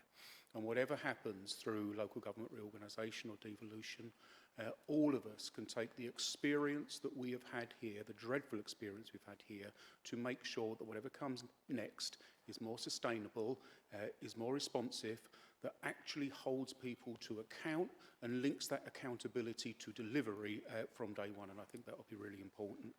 We are making progress, but I think some of the points have been really well made. That progress is fragile, and I think it's especially fragile around governance. Things are getting better, but I think it is far, far from being embedded. And I think there are too many members who talk about governance, who talk a good game, but don't yet own it, and haven't yet embraced the culture change that's needed to actually bring things to life. Councillor speaks quite rightly about risk and our approach to risk. It was our approach to risk and our total lack of understanding of it that left us in the position that we were in with the financial calamity that hit this council. I am not surprised to see that that is still rated. I, for one, completed the risk training that was put on last night. I know there were, I think, 10 of us there last night, the second time it's been put on, and it was excellent. And I think we all learnt something. And I would urge all those councillors who haven't yet embraced that to embrace it, because that is not going to turn from red to amber to green until we've all know what's meant by risk, that we all know how to assess risk, we all know how to mitigate risk, because at the moment, I think it's fair to say, we still don't. And too often, we raise the risk in an inappropriate way and at the wrong time. There is little point in raising it when you're actually debating it in committee or on the floor of the council chamber. It needs to be raised immediately, as soon as it's seen, before it gets to that stage, and too often it isn't. And I just finally just want to acknowledge the work that's been done by so many council officers at every level of the organisation. At that level of the organisation that had no part in the calamity that hit this authority. And those men and women have knuckled down, they've got on with the job, they've got on with improving services, and they've carried on delivering for the people of Thurrock. And I think too often we forget that, and I just want to take the opportunity to put on record my thanks for them. Thank you. Councillor Muldowney. Thank you, Madam Mayor. Yeah, I wasn't intending to speak, but I did just want to pick up on a few things and to thank Gavin for his comments. They're really useful. I've made some notes. I agree with Councillor Kent that recovery is still fragile, and we need to make sure that we don't lose focus. But I would also like to thank all of my cabinet members and the senior leadership team that we've been working with. Everybody has been working out of their skins this year. There's been tremendous effort brought to bear to bring this council on its recovery journey from every single one. And I just really appreciate the commitment and the time and the effort. And I would ask members to just think a little bit about capacity. We've still got areas where we haven't got a full complement of staff. There are at least a couple of members that I'm aware of who are taking up a lot of staff time on things which maybe aren't as important as other things they should be concentrating on. So I would just ask members to think before they raise issues, and also to I'm not asking you not to raise issues, but to think about capacity within the teams. As far as I can see, everybody is working at full capacity and is really committed to our improvement journey. So I thank everybody for that. In terms of risk, yes, I think Gavin's right that we're coming from a very low base. We've been open and honest and reflected on where I would have hoped to have been further along with risk at the moment. Obviously, we had the training last night, the members' training. I don't think every member has yet taken up training. We will obviously put on further trainings so that members can complete that training. But thank you to everybody that was there last night and to those that attended previous trainings. It was a good training. I learnt a lot from that and had quite a few things that I'll be taking back to officers and making sure that we join the dots on some suggestions from the trainer. I think that's it, yes. So, but we will, I think we have made progress on risk. I'm looking forward to seeing the risk profiles roll out in overview and scrutiny papers as well as in cabinet papers. I would say that we found it very useful in cabinet to have a good idea of the risks upon which projects we have for projects, etc., that we're trying to make important decisions on, and that's certainly been really, really useful. So I look forward to that rolling out on all reports, particularly those that go out to overview and scrutiny, to assist you in making recommendations in that important function. Thank you. Thank you. Councillor Haldon. Thank you, Madam Mayor. Thank you, Councillor Worrell, for your report. And I echo the comments you've made about how hard officers have worked, our Commissioner colleagues, and indeed the Cabinet, because I appreciate how much stress and effort these things take.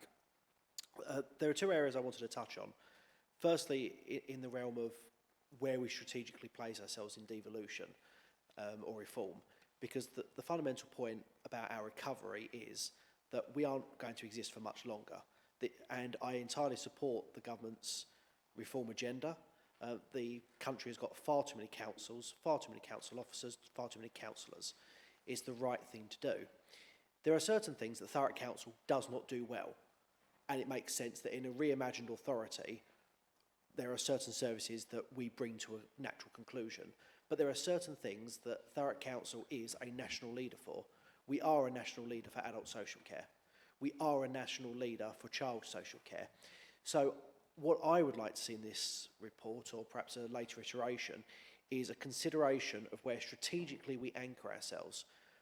It is likely that if we are in the first wave, we will see a directly elected mayor to coordinate a series of unitary authorities. Before those unitary authorities are formed, it's important that we have got a clear and defined offer for ourselves to ensure that during that interregnum period where we have a mayor but we don't as of yet have new unitary authorities, that we have a touchstone. So instead of trying to reinvent the wheel, we simply take the services that we have got that are genuinely of national gold standard and we simply scale them up. So Thurrock takes the driver's seat for those certain services. But key in the recovery is legitimacy with our constituents. I can't see how we foster a sense of legitimacy by cancelling the elections. Now, the reality is that a new unitary authority cannot be formed in 12 months. I doubt very much it can be formed in 24 months. So let's be clear, if the elections are cancelled this May, we are not going to the polls next May. We may not even go to the polls in 27. And that does not create a sense of legitimacy in the eyes of our electorate. A recovery plan has to bring people along with us. And having an image of an administration that is not willing to go to the ballot box does not help foster that sense of collegiateness. And there is frankly no logistical need to cancel the elections. Because to be quite frank, with so many authorities having so many different views on what permutation a new unitary authority should take, eventually Whitehall is going to have to impose what those boundaries should be. So if we're going to get a centralised imposed system anyway, there is no need to rob our constituents of the opportunity to have elections in the meantime. We will still have an authority here for at least 12 months, possibly for 24, maybe even for 36. It's not legitimate to go 3 years without an election. So my request to Councillor Worrell is, going forward, I would like to see more development of what we think the Thurrock offer is in devolution and how we can take those excellent services that we have and simply plant our flag in the ground and say, these are the types of things that Thurrock should lead because we have credible offers, but also go back to the Deputy Prime Minister and say, yes, I do agree with the reform agenda, but I do have to be frank with members of my national government that cancelling the elections is not a good part of Thurrock's recovery. Thank you. Councillor Cockshaw. Thank you, Madam Mayor, and thank you, Councillor Worrell, for your report, and for Councillor Howden for stealing every bit of thunder I possibly wanted to talk about this evening. But ironically, this is the really important part of our recovery. We've done some really good steps. Being a councillor who was elected in 22, just as everything kicked off, seeing from where we started and where I thought I was going to be a councillor to suddenly where very quickly things unravelled to be differently, it's really good to see, but I know that it's fragile and we've still got a lot way to go. On risk in particular, it is, when I saw the report, I was concerned seeing we're still flagging red, but we know that's our weakness. The risk training, actually, surprisingly, I found enlightening. I quite enjoyed it, especially about elections. For anyone who does like elections, there's a really great case example about when it goes wrong and what happens when you can't run an election. due to just a simple mistake that no one flagged because there was no risk management in place. And I'd really implore, if it goes back on, councillors who haven't been, do go along. And that puts in step to helping us get to a higher RAG rating. It's encouraging members to embrace that view, which sometimes I think some members do miss, and I do agree that for some of the comments earlier, sometimes we don't fully get that yet. And appreciate just as much the council. I know the risk team is quite small and relies a lot more on members actually taking up that role. So it's really important that we do that. Particularly, I welcomed what Gavin said about starting that conversation about how our recovery and devolution, local government reform happens. Because as for those who at Cabinet and General Services know, I'm not much like Councillor Howden, don't see this being feasible in how we do it, but I'm now concerned about how this impacts with our own recovery. I don't want to be Thurrock as the poor man and sick man of Essex. That's not what we want to be. We're a top-tier unitary authority. We should be able to actually lead the way and show, just like we can in adults and children's, what we can do. No other council has been through the same process we have been in. No one has gone through the extensive change in governance, in understanding of risk management. We have got some core things we are building and building and building. And I think it's really important that actually going forward in our recovery plan, we are very mindful that while, yes, in some people's views and some hopes that we believe that we're going to be gone in 2 years, 3 or 4 perhaps, we're not going to obfuscate our responsibility to residents and the people of Thurrock that we are actually going to improve and deliver improvements for this council. Because no matter what people like, we are still going to be delivering services, we are still going to be providing for the most vulnerable, and we must not be able to put ourselves in a further position where we're going backwards. So it's really important that all members, I think, understand just how much integral our recovery really should still be. We shouldn't be saying, right, we're passing the buck, we're going to be a bigger authority, or we'll be doing this and this. We shouldn't forget the corporate responsibility that councillors have. We are the custodians of the council, and we should be actually living up to that agenda. And it's really important that we don't forget that. Thank you. Thank you. Councillor Worrell, do you wish to have your right to reply? Thank you. 2 minutes. Thank you, Madam Mayor. I'll be very brief. But thank you, everybody, for all of your comments. And absolutely, we take on board everything that you say. But we have to remember, we are still in intervention. And we will not be taking our eye off the fact that we've still got to deliver. We've still got to deliver our services. It doesn't matter about devolution and what's going on in the background. We will still have to make sure that we deliver our services, that we meet the objectives of the commissioners, that we deliver balanced budgets. So all of that stuff still has to happen in the background of what's going on in intervention. But, you know, yes, red and risk is red. And then we do have some ambers in there. And I'd be surprised, and I wouldn't believe the report if everything that was presented to me was actually green. So actually, it's about being honest. And hopefully, yes, Councillor Spate, we will get to next year and we'll be able to see that our journey continues to improve. But we are fragile, and there are places that I am still very, very concerned about.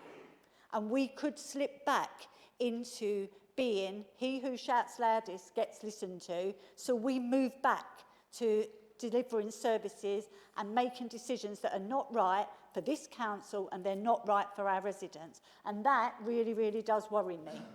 So I think that it's a really good report and I'll be tracking it, and I appreciate everybody's comments on it.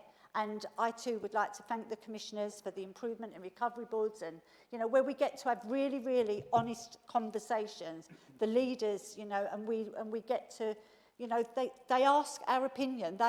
We are in a place where they ask us, what do you need? That shows real progress from where we were when they came in and they overtook every single decision that was made in here. You know, we have really, really come a long way. And I'm really confident that we are going the right way, but we have to keep our foot on the pedal, because we could well go backwards if we do take our eye off of it. Thank you. Thank you, Councillor Worrell. I'll now proceed to the recommendation to note the progress made on the Council's improvement and recovery within the context of the outcomes framework. Is that noted? Thank you. Item 15, questions from members. Member questions can be found on page 181 to 182 of the agenda. I would ask those members who have submitted questions to please read out their questions when asked to do so. I'll take questions to the leader first. Question 1 from Councillor Anderson to the leader. Councillor Anderson, please read out your question as set out on page 181 of the agenda. Thank you, Madam Mayor. Does the Leader of the Council think that May's scheduled all-out elections in Thurrock ought to take place? Leader, please respond to the question. Madam Mayor, in answering, I'll just reflect on the thoughtful contributions from Councillor Howden and Councillor Cockshaw in the last debate on the last item. And I kind of remain ambitious for residents of Thurrock, and I believe that residents of Thurrock deserve better than the failures of the past. And the opportunity, should it arise, of going on to the government's priority programme, and that isn't by any means a given, it will be a real once-in-a-lifetime opportunity for our small borough to become part of something that is stronger, more resilient, more ambitious, and more impactful for the people that live here. And for me, if by getting ahead of the game, driving that forward, we postpone elections, then I believe it's a price worth paying. Thank you. Councillor Anderson, do you wish to pose a supplementary question? Yep, thank you, Madam Mayor. Back in 2023, Councillor Kent labelled the then administration, or rather said that the administration at the time were attempting to dodge democracy. The reason was, of course, the idea was floated that 2024's local elections be postponed. The suggestion at the time was that it might not be the best use of taxpayer monies to hold a set of local elections for 1/3 in 24 when we had a set of all-out elections due in 2025. So my question to Councillor Kent, given that he rejected that rationale at the time, is why was that excuse not good enough then for them, but it is good enough now for him and his Labour group? Leader. Well, the difference, of course, is that at that point, there was every probability that Thurrock Council would exist for many years to come. We have to accept that Thurrock Council will not exist in any way, shape or form within the next 3 years. I think it's a pretty fundamental difference.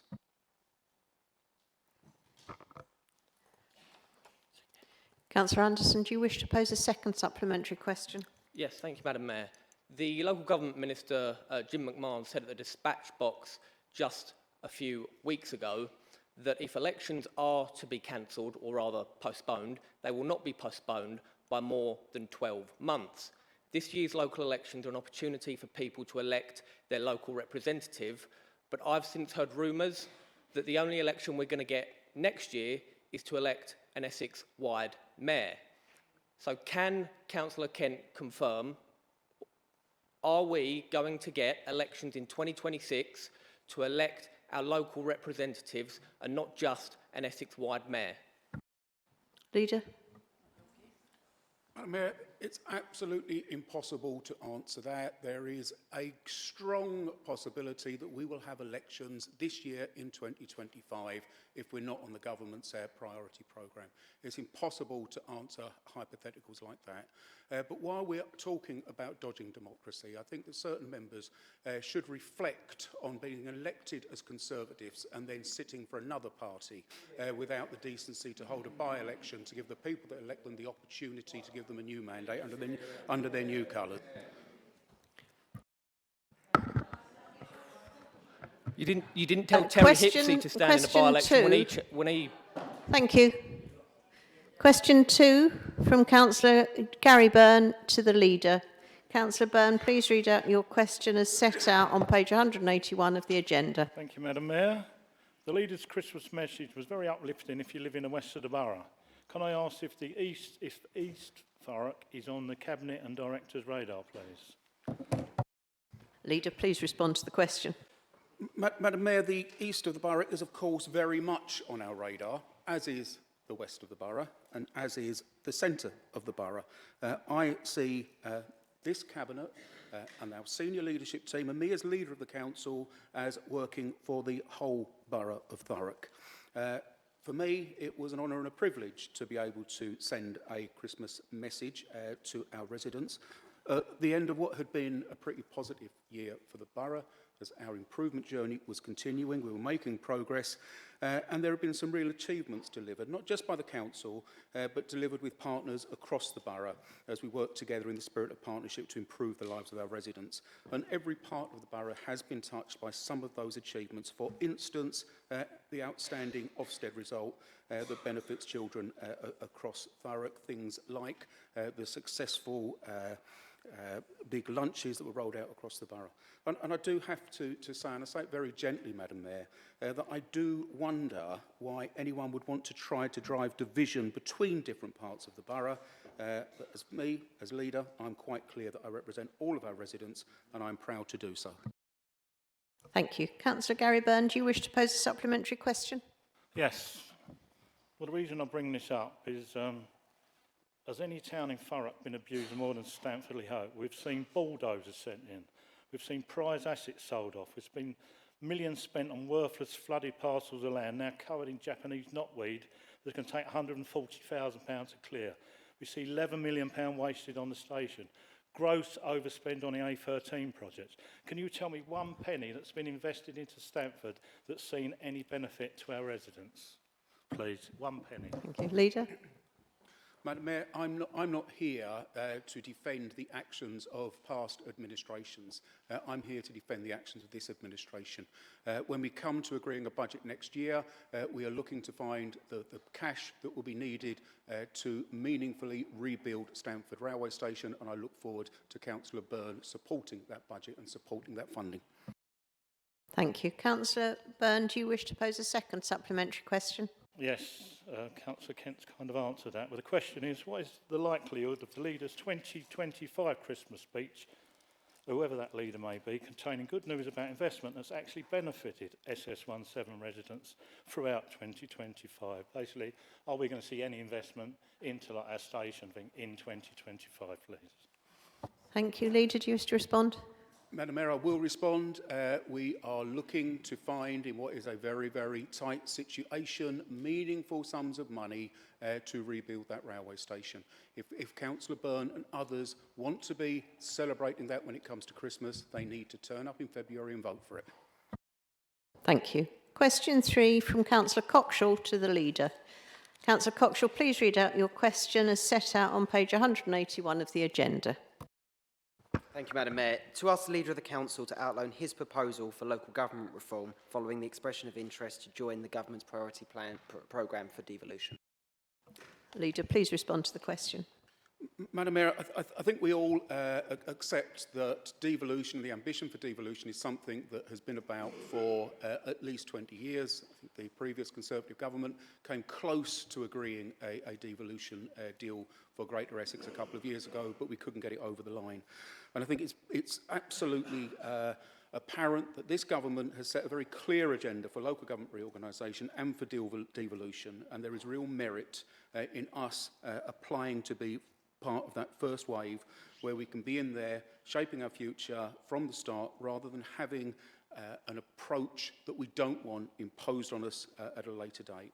As such, my proposal is to engage closely with our partners across the county of Essex and to be ambitious at the same time for the people of Thurrock. We haven't yet been accepted onto the priority programme, so we haven't yet seen detail from government. But I will be guided by the evidence, and I will be committed to finding a solution that balances geographies that make sense for long-term sustainability, that champions our distinctive communities here in Thurrock and delivers excellent local services for years to come for everyone, but particularly for our most vulnerable friends and neighbours. Thank you. Councillor Cockshall, do you wish to pose a supplementary question? Thank you, Madam Mayor. Thank you for the Leader for his response. I'm just very fearful that it seems that to some, we are going blindly into this at the moment. With the timetable being 2 years, we are at such early stages. How, at the moment, it seems district councils are leading the conversation more than the unitaries and the top tiers are. Although it's not out just yet, when is Thurrock going to actually engage? Because at the moment, if we are going to be guided on that, 2 years to deliver this, is it right then to cancel the elections for a process we are walking through blindly to?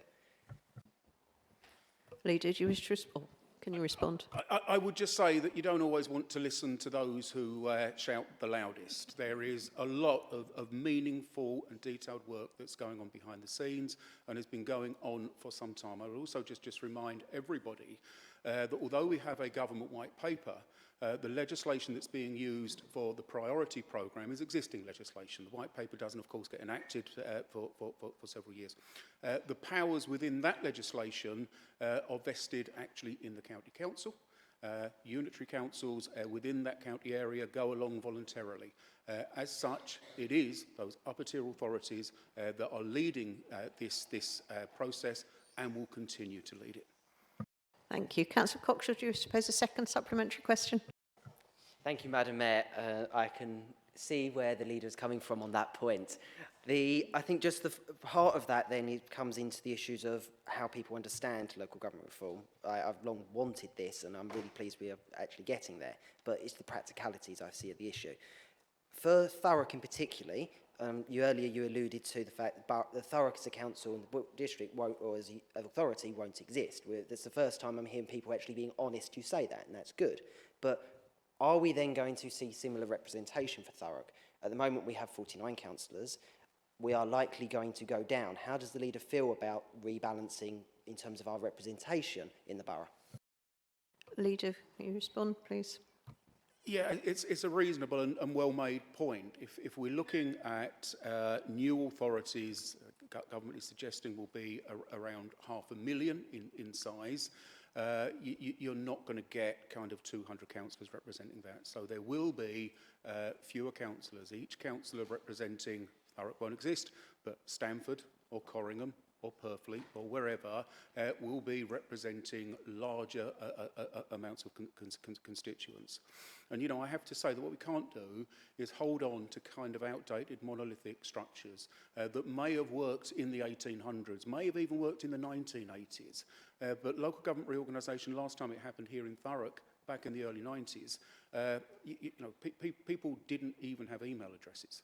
When you could first send emails from this authority, you could only send it within the authority. You couldn't send it external to the authority. There was no such thing as an app because the first iPhone hadn't yet been made. The world has moved on, and whatever we set up, whatever structures we set up, have to reflect the world as it is, not the world as it was 40 years ago. Thank you. Question 4 from Councillor Jeffreys to the leader. Councillor Jeffreys, please read out your question as set out on page 181 of the agenda. Thank you, Madam Mayor. Does Councillor Kent agree with the statement made by the leader of Basildon District Council that under plans to reorganise local government in Essex, Basildon and Thurrock should be joined as a single unitary authority?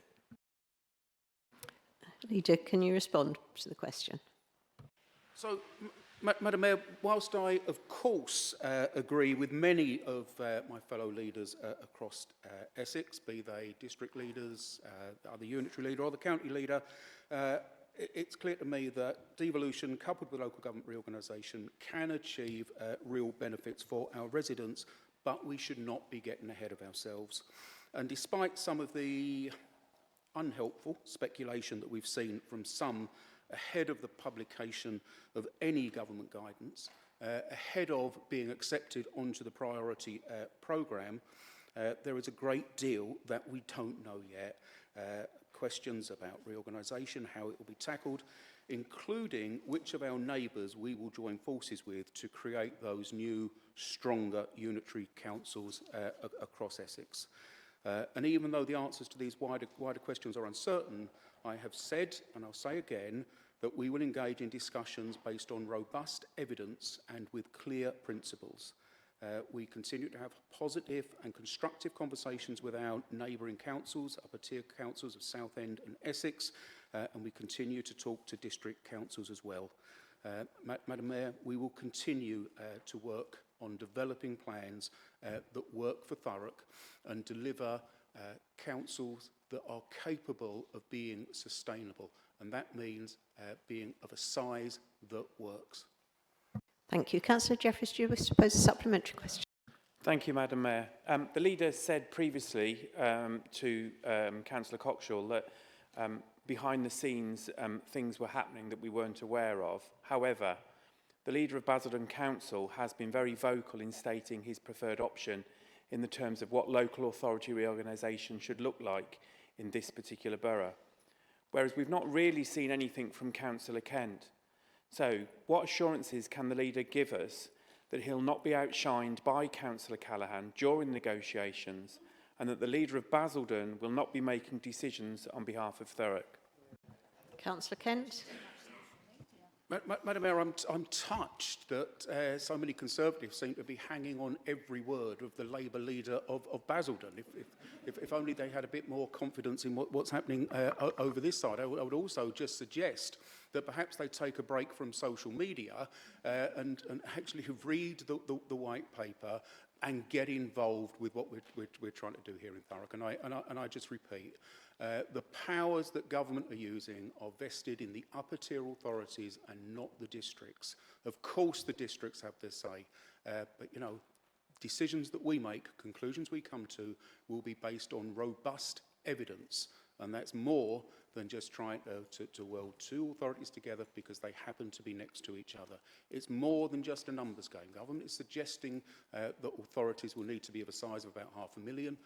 Thurrock and Basildon doesn't come to that. So in my view, that's not going to fly. But say again, it's not just about the numbers. It's about other commonalities of interest. It's about the health economy. It's about deprivation. It's about travel to work areas. There are an awful lot of factors that need to be played in. And for me, it's not about simplistic solutions that might get you some airtime, might get you some clicks on social media. It's about creating new authorities that will be sustainable and work for the people in those areas. Thank you. Councillor Jeffries, do you wish to pose a second supplementary question? Yes, please, Madam Mayor. Thank you, Councillor Kent. And just to reassure him, I'd love to be hanging on every word that you say, but unfortunately, you haven't actually been saying a lot, so we can't hang on those words. I agree, the government's preference is for larger unitary authorities, approximately 500,000 residents. Given that a combined Thurrock and Basildon council would have considerably less residents, does the leader agree that other areas of Essex will need to be included in any new local authority? And perhaps he could take this opportunity to tell Councillor Callaghan, from the leader of Basildon Council, to butt out of Thurrock. We make the decisions, and hopefully the leader of the council will be shouting for Thurrock.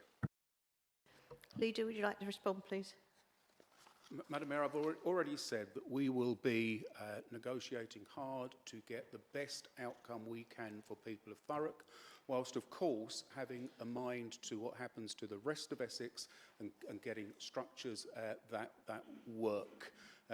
I'm not going to kind of carry out negotiations with any other authority across the council chamber. They'll continue to be done in private. What we did at Cabinet last week, however, was we agreed to establishing a working group of members that will be a cross-party working group that give all members the opportunity to get involved in creating something new, that get involved in shaping what we'd like to see. It's not for me, it's not just for members on this side, it's beholden on every member in this chamber to come together and create something that works for people that are living here and people across Essex. Thank you. Question 5 from Councillor J. Maney to the leader. Councillor J. Maney, please read out your question as set out on page 181 of the agenda. Thank you, Madam Mayor. The leader stated recently that Essex devolution and local government reorganisation would be the most significant change for local government in more than a generation. In light of this, how will his administration ensure that residents in Thurrock are informed and engaged from this point forward? Leader. Madam Mayor, if we are accepted onto the government's priority programme, and again I say if, it's not a given, this will be one of, if not the most significant piece of work that the council will be involved in over the next few years. We will ensure that energy and resources are put into keeping residents informed about and engaged in the changes that are taking place. So the government has promised that statutory consultation will be carried out across each area in the priority programme, and we will help to promote this via all of our council channels, as well as through local community groups and forums. We do that so that local people can be informed and local people can have their say. As more solid plans emerge for the reorganisation of council footprints, we will share these with residents and we will seek their views via these channels. We will also carry on discussions at public meetings, such as our public question time events, and we will keep members here updated and informed throughout the process, and ask that they, as representatives of our communities, also keep residents informed and ensure that their views are fed back via full council or via other forums that we will establish. At Cabinet last week, I made a promise that local people will have a say in the changes that affect them, and I am happy to reconfirm that commitment this evening. Thank you. Councillor Maney, do you wish to pose a supplementary question? Thank you, Madam Mayor. Thank you, Councillor Kent, for that answer. So, do you agree that such a fundamental change should not be imposed on the people of Thurrock without their express agreement? Do you believe the only way forward is via a local referendum? No, I don't agree with that, Madam Mayor. This is something which affects all 1.8, 1.9 million people that live across Essex, and we have to create something that's in the best interests of all of those residents. Of course, our focus and our priority is people that live here, but we can't allow one council, even a council as important as Thurrock, to have a veto across that 1.8 million people. Thank you. Councillor Maney, do you wish to pose a second supplementary? Thank you. Question 1 from Councillor Jones to Councillor L. Watson. Councillor Jones, please read out your question as set out on page 181 of the agenda. Thank you, Madam Mayor. What message does it send to developers when this Labour government continually announces that it is going to force councils to build more houses in their area? Thank you. Councillor Watson, please respond to the question. Thank you, Madam Mayor. I think the message is very clear that the housing crisis is a national issue that demands urgent action.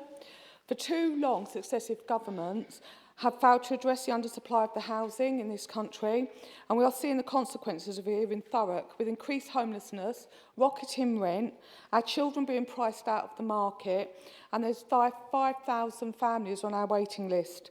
Instead of viewing this as negative, we should look at it as an opportunity to address the long-standing issues, including infrastructure issues that we have continued to have. Support our residents, ensure that Thurrock remains a place where families and businesses can thrive together. Councillor Jones, do you wish to pose a supplementary question? Yeah, thank you, Madam Mayor. Thank you, Councillor Watson, for your reply. We all know that we need to build more homes. But my main concern is, like many people in here, we haven't got a local plan. We haven't had a local plan for whatever reason since 1997, I believe. It goes back that far. And we know that there's certain developers that sit in here that know how this planning department works within here, and they're just waiting to build houses across Thurrock. It doesn't matter whether it's brown belt, green belt or pink belt, it doesn't really matter. Can you get to your question, please? I am, Madam Mayor. What measures are we as a council putting in place to make sure that this doesn't happen? This is my concern. Thank you. Councillor Watson. Thank you, Madam Mayor. Thank you for your question. 91% of the land in this Thurrock is not council owned, it's private. And it's owned by mostly developers anyway. We still have the planning in place. We still have planning committee has still run by the legislation. All these developers have to still go through our planning. So that is in place regardless. So going forward, our planning becomes more important. They have still got the right to say no. They've still got the right to look at every single consequence and refuse or approve or accept or whatever they want to do or how they want to do it, because they have got the power to do that. If the developers choose to go on and appeal that to the planning inspectorate, then that's what happens. But for once for all, our planning will do the right jobs. And if it's a refusal, then it's a refusal. Thank you. Councillor Jones, do you wish to pose a second supplementary question? Yeah, thank you, Madam Mayor. So the idea, we speak about devolution tonight, so the idea of devolution is to give more powers to local councils, take away some of that from central government, because we've got a better idea of what is needed in our area. So I just want to make sure that we look after our area and send a message to the developers, you know, to be a little bit more considerate and realistic. You spoke about infrastructure. Well, that's the thing is, we've got lack of infrastructure. GPs, dentists. I'll come in, Madam Mayor. I've just got to get this little bit out, please. We've got dentists. Look at our roads. We get a puncture over the bridge and that's it. The roads come to a halt. So when the council are going to send a message to government that Thurrock needs to sort out its infrastructure first, just give us a bit of breathing space to sort out our infrastructure and get a few things in place, and yeah, do development on, shall we say, a nice even basis where it's good for all, not just throwing homes up. Thank you. Thank you. Councillor Watson. I'm really sorry, I don't know what the question is, but thank you ever so much. Thank you. Question 2 from Councillor B. Maney to Councillor Worrell. Councillor Maney, please read out your question as set out on page 182 of the agenda. Thank you, Madam Mayor. The general consensus appears to be that the new overview and scrutiny arrangements at the Council have improved the democratic process. What, if any, measures are being considered for further strengthening the democratic structure of the Council in the new municipal year? Thank you. Councillor Worrell, please respond. Thank you, Councillor Maney, for your question. The new unanimously agreed scrutiny framework has strengthened governance by enabling scrutiny committees to play a more active role in shaping executive decisions and policy review. The increased number of meetings and targeted agendas allow the committee to drill down into the reports and play a significant role with their recommendations. Scrutiny is no longer a tick box exercise, just a couple of nights ahead of a cabinet decision, and that has been recognised by the commissioners. As a cabinet, we valued the feedback that your committee has provided, and I would encourage more committee chairs to present their views on cabinet decisions, enhancing collaboration as we tackle the future challenges, of which I am sure there will still be many. As this has been a pilot year for the new scrutiny model, we will be conducting a full review, encouraging all 49 members to contribute so that we can continue to take scrutiny in the right direction. The outcomes from this consultation will then be presented to General Services Committee, with any proposal changes going to full council for final approval. Stepping away from scrutiny, I believe that it is now time for us to look at the role of full council. Are we having the right number of meetings, and what can we do to encourage more engagement from residents in this decision making?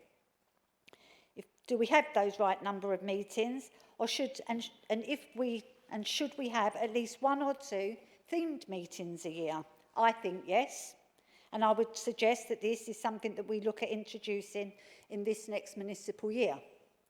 As a cabinet, we have had our first public question time, which was well attended and gave our residents the opportunity to ask cabinet questions about issues that affect them and their communities. We have our next one planned on the 25th of February at the Harris Academy in Ockenden. We already have 70 residents submitted their interest in attending that. And from there, we will then move to another area to ensure that we cover all localities, not forgetting Councillor Burns' area.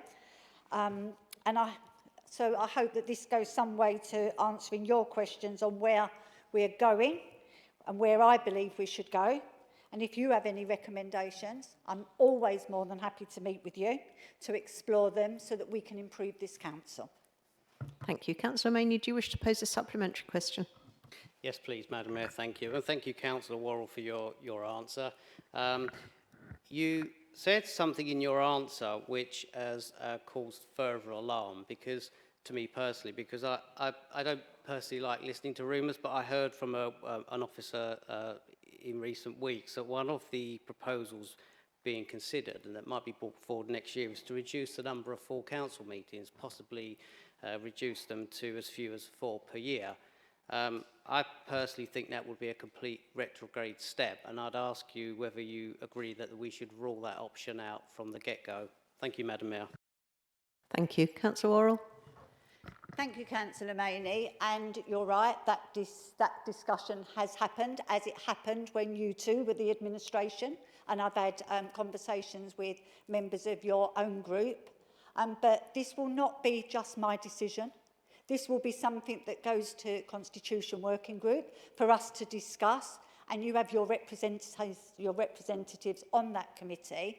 So I would suggest that when they come with the view of the group and not just themselves, so that we don't end up having decisions come to council, because it will then go to general services for a decision and then come to council. So this is never about just me. You know, this is about, we are a council. I'm not just doing what I think is right for the council. I absolutely welcome anybody's input, but it certainly won't be just me that does that. Thank you. Councillor Maney, do you wish to pose a second supplementary question? Thank you, Madam Mayor. I agree that it won't be your decision alone, but as Deputy Leader of the Council, could you tell us what your personal view is on reducing the number of full council meetings? Councillor Worrell. I'm yet to have all of the evidence put in front of me, so when I get the evidence put in front of me, only then will I make a decision that I feel is right to be sent on to the committee for them to have a look at it. Thank you. Question 3 from Councillor Gary Byrne to Councillor Hooper. Councillor Byrne, please read out your question. Can I ask why the Place Committee were told the PHI deal had to go through the procurement process with tenders when clearly other purchases have not? Councillor Hooper. Thank you for your question, Councillor Burns, but I respectfully would like to correct you. The 5 procurement you refer to did not go through a tender process. As there wasn't time, as discussed in your committee, it would take 8 to 12 months to go through a proper full tender process. It went through a housing framework process, which I agree wasn't ideal, but I feel it's important that the procurement processes the council has are followed, and if the councillor has any concerns regarding any of the procurement process, please don't hesitate to contact me or the relevant officers so we can investigate that. Thank you. Councillor G. Byrne, do you wish to pose a supplementary question? Yes. A winding up order for PH Capital Investment was submitted to the High Court on the 15th of November, or it's in the Gazette as well. Why were officers and Cabinet recommending we deal with PHI at a place overview and scrutiny meeting on the 2nd of December, 18 days later, saying they were trusted, reliable and financially sound? Apparently, Councillor Byrne, that's a separate question. It's a question, yeah? Yes, but it's not a supplementary, it's a new question. So, sorry, Councillor Hooper, there's no need to respond to that. Not responding? No, because it's not one of the questions that you put forward. It's not a supplementary. It is. What is it then? What did you say? Can you explain what supplementary is and then what? Is this a valid question? Have you got a second supplementary question that's supplementary to the actual question? You can come up with it now.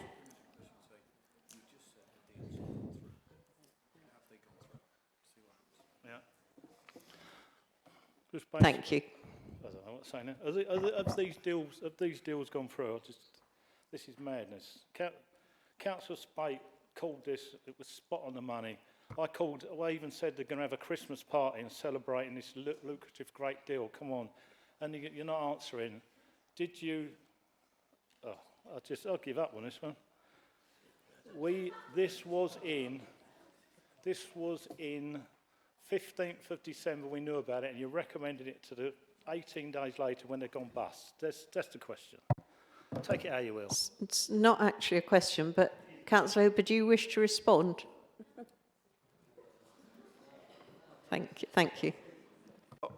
My only response to it, I mean, I wish you'd asked that question in the first place rather than the long-rooted way you went about it, because then I could have come back with a proper answer.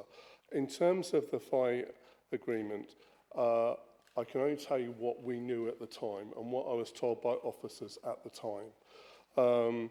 In terms of where we are with FI today, we have stopped doing any work with FI, and I've asked for a full investigation to be carried out into actually what our relationship with FI is. We have asked the government for an extension on the grant that they've given us, which actually went to your committee. So we already had started looking at different options. I was influenced, by the way, by what your committee members were saying and what Councillor Spate brought to the meeting. We already started to look at options that we could see if we could actually achieve within the time frame that we actually had. But I can only tell you, I can only respond to what I was actually informed about on the day that I came to Cabinet and on the day that I came to your committee. Thank you, Councillor. Question 4 from Councillor Rigby to Councillor L. Watson. Councillor Rigby, please read out your question and set out on page 182 of the agenda. Thank you, Madam Mayor. Further to previous updates, please would the portfolio holder advise when we will know how the Section 106 monies held by the Council will be allocated? Councillor Watson, please respond to the question. Thank you, Councillor Rigby. The allocation of Section 106 money is quite a complicated affair, and it's been going on for too long, to be frank with you. So all the Section 106 is allocated according to the agreements that are set within when it went to planning and what has been awarded. There has been significant progress made on that, and we now know how much we got, where it is, how it's going, and what ward, and how much has been spent, how much is going to be spent. However, a lot of those agreements have now gone back into legal, so we can have a look at retrospecting some of those agreements into making it what the community wants as opposed to what the planning agreement was originally.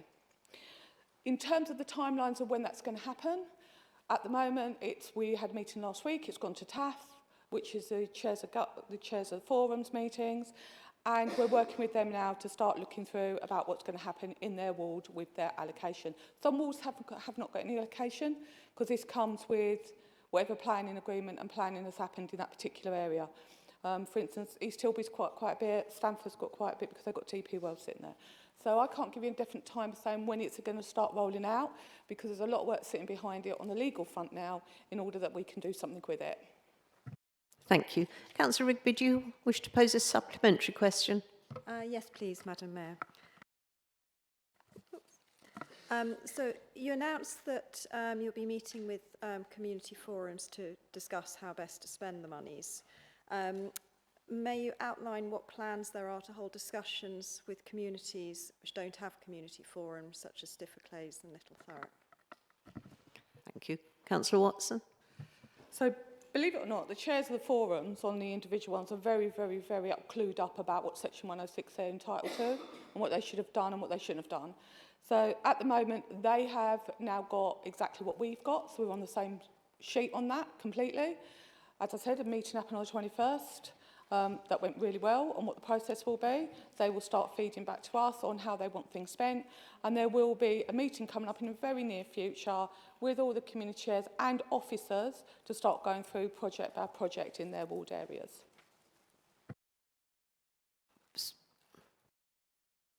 Councillor Rigby, do you wish to pose a second supplementary question? Did that answer your question? The ones that don't have the community forums. Thank you. How are you engaging with those?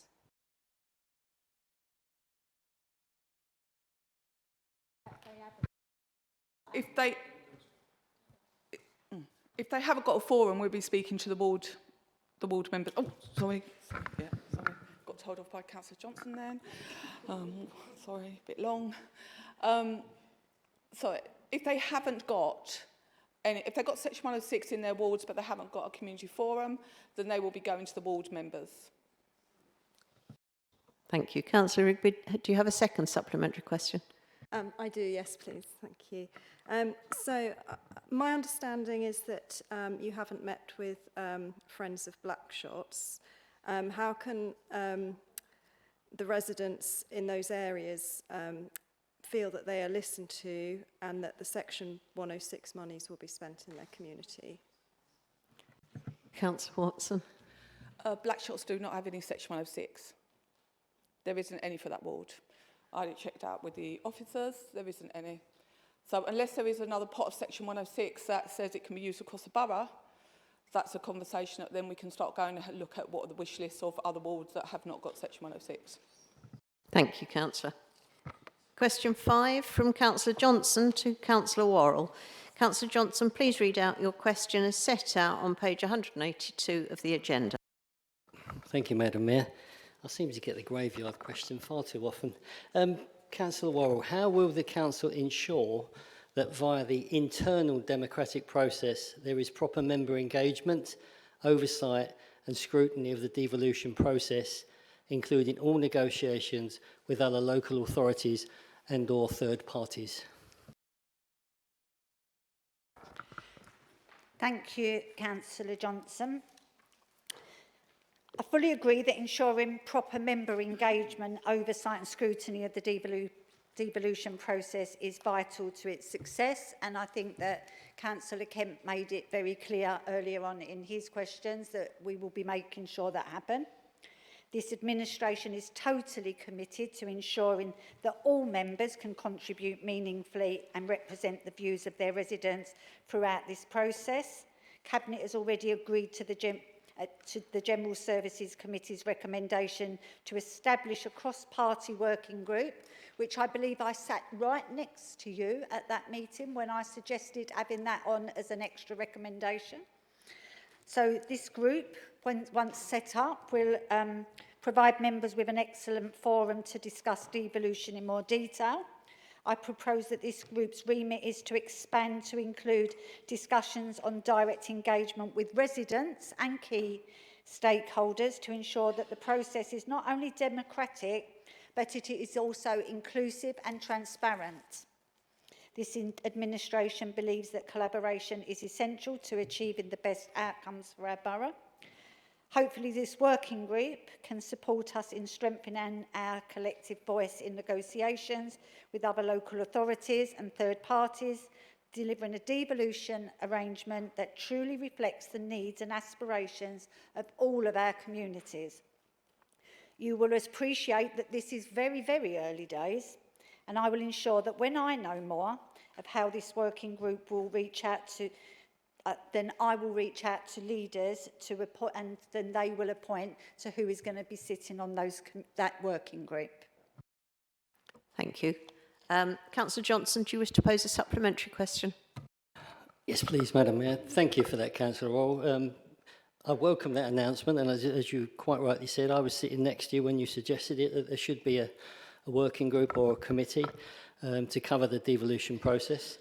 But to enable all 49 members to ensure their message gets out to residents, can the portfolio holder assure the Chamber that councillors will be integrated into the process, not just briefed, and confirm what scrutiny powers the new committee will have over that devolution process? I take on board you said it's very early and maybe you don't know yet, but if you don't, perhaps you give me that answer in writing to the last part of that one. Thank you. Councillor Worrell. Thank you, Councillor Johnson. And you're right, because I almost feel like this question is a month too early, you know, and in hindsight, it might have been better for you to ask next month when we do actually know whether we've been accepted onto the priority programme. But I can assure you that officers are very, very busy trying to look at the purpose of the meeting, the remit, how we'll engage, making sure that that message gets out there. And it will make sure that it's effective. But what I do ask of this chamber is, in the same way that we've embraced intervention and the recovery, all 49 of us need to down the politics of this and make sure that we drive forward devolution and local government reform that benefits all of our residents. And it can't be on the whim of somebody not liking it and making a big political statement. Our residents will not ever forgive us if we get this wrong and don't get them the best deal. I'm certainly going to make sure that I involve as many people as I can in making sure that that working group works. I know that the leader is committed to do this, and I'm sure that working with the leaders across the chamber, we can make this happen. We can work together. Just tonight, the improvement board, the report that I brought here, shows that when we want to, we can work together. So please, you know, take on board what we're saying. I will make sure that that working group happens, and that and as soon as I know, Councillor Johnson, I'll make sure that you do get a written answer to your second part of your question. Councillor Johnson, do you wish to pose a second supplementary question? Yes, please, Madam Mayor, and thank you, Councillor Worrell. Once again, a really good answer, and I'm glad that you don't mind questions coming to the February Council, which is normally just for the budget, so because I'm going to ask you for one here. Both Essex and South End councils, as well as other councils across the country, have had extraordinary full council meetings to debate devolution. Does the portfolio holder agree that Thurrock should have had an extraordinary full council meeting to debate devolution, which would improve member engagement? And will you push for an item to be on the agenda for the next full council meeting for a full debate on devolution? Because I would hate to think that this administration who keeps telling us they're learning lessons from the BVI start making decisions behind closed doors. Thank you. Thank you. Councillor Worrell. Thank you. So there was a lot that you've tried to pack into that last one. Okay, so I will make sure that I'll try to answer it as best I can. So this did go to general services, of which you were there. Followed by that meeting, there was a full briefing by Dr. Dave, of which I see only, I think, Councillor Coxall was there from your group. I don't remember. I think that the Arnolds were there. No, I mean Councillor, like to Dr. Dave's meeting after his full briefing. There was just a handful of you. It then went to Cabinet. You could have certainly have come and asked for a question at Cabinet. It was a special Cabinet meeting to talk about this, but I don't remember, other than Councillor Coxall, coming to that meeting. So, yes, ask for it, but again, when devolution was underused and yous were leading the council, I don't remember yous offering us a full meeting to discuss it. So this will be another line where there is change in this chamber, because earlier tonight I did talk about themed meetings. I'm not promising you we'll have that next month, but I am promising you that once we do know what devolution looks like for Thurrock, and we have got underway with the meetings that we're having, and that we have got the proposals and they've been accepted, and we do have a little bit of meat on the bones, then of course we should be debating that in this chamber, all 49 of them. But till then, we're not bringing a meeting here. But actually, if you do have a question, Cabinet is there for you to come and ask a question. Thank you, Councillor Worrell. That's time. Item 16, reports from members representing the council on outside bodies. Does any member who represents the council on outside bodies wish to present a report? No, we're fine. Yeah. Thank you.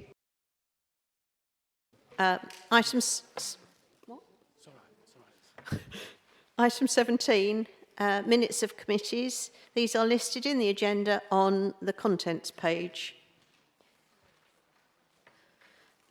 Item 18, motions update report. These are listed in the agenda on pages 183 to 186 of the agenda.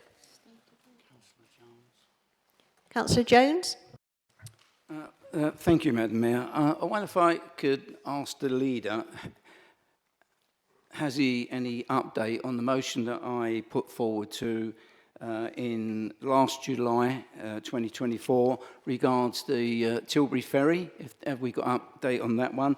And also, why I'm standing here, if he wouldn't mind, also Councillor Spate's motion, which he put through regards sending to central government regards to have an open and transparent inquiry. There's two motions there, and we need to know where we are with them, please. Thank you. So, Madam Mayor, Leader, I will ask you to respond if you're happy to do so. No, more than happy, because I think Councillor Jones raises an important point. I think the idea of having the motions update report is a good one, but it's become a bit of a tick box exercise. I do think we need to put some more meat on the bones of them. What I'll commit to doing is speaking to the Chief Executive, getting some written updates out on both of those items and any others that are still waiting, and then to make sure they're appended to next month's agenda and just try to get a better process going forward. So thank you for raising it. Thank you, Leader. Item 19, we have received two motions this evening. Motion 1.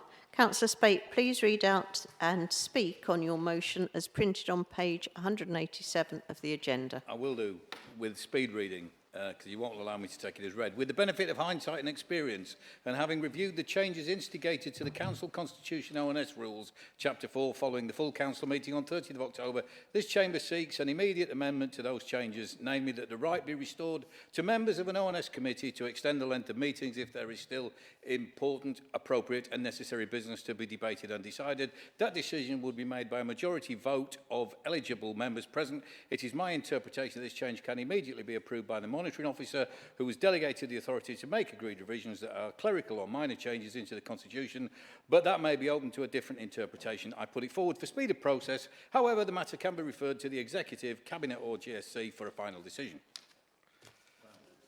I'll speak on the motion, if I may. Is that motion seconded? Thank you. Councillor Spate, do you wish to speak on that? You've got 5 minutes. I'll try and get through this as quick as I can. I believe each and every one of the members in this chamber this evening needs to have absolute clarity about what this motion means and the consequence of not supporting it. I had expected this to be a quick motion with unanimity over a very simple procedural situation. In the past 48 hours, I've been astonished to be told members who have continually supported the principle behind this motion have changed their mind. I cannot imagine why, and I hope it is not the case. Why they should do that, I do not know, but the very fundamentals of truth, honesty and integrity in this council surround us this evening.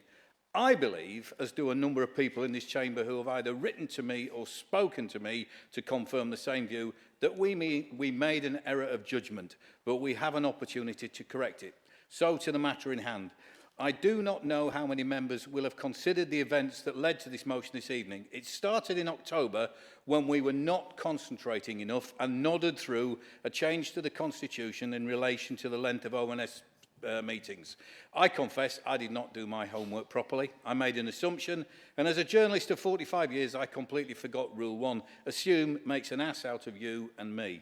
I thought we were going to amend an anomaly that meant the allowed time for scrutiny meetings would be extended to 2.5 hours from the written 2. I'm sure most of us have experienced a point in a meeting where if it looks like business needs to go on past the designated time, usually 2.5 hours after a meeting start, we can do so by suspending standing orders. That decision is never taken lightly, and it's usually only when serious and appropriate matters need to be dealt with. I believed in October we were just correcting a paper anomaly created out of confusion. What we in fact did was to cut the time available for scrutiny. Yes, we now have 2.5 hours, but going past that time is outlawed. Whatever and however important it may be for items may still be on the agenda, committee chairs now have to stop a meeting with 10 minutes to go and either consider recommendations without debate, questions or scrutiny, or delay them, which could be up for two months. The chair's got 10 minutes to do that and close the meeting. There are people in the chamber, to my right and opposite, who have joined me in saying that is wrong, and who have admitted to me face to face they made the same mistake I did last October, and that they opposed the guillotine coming down on the democratic process.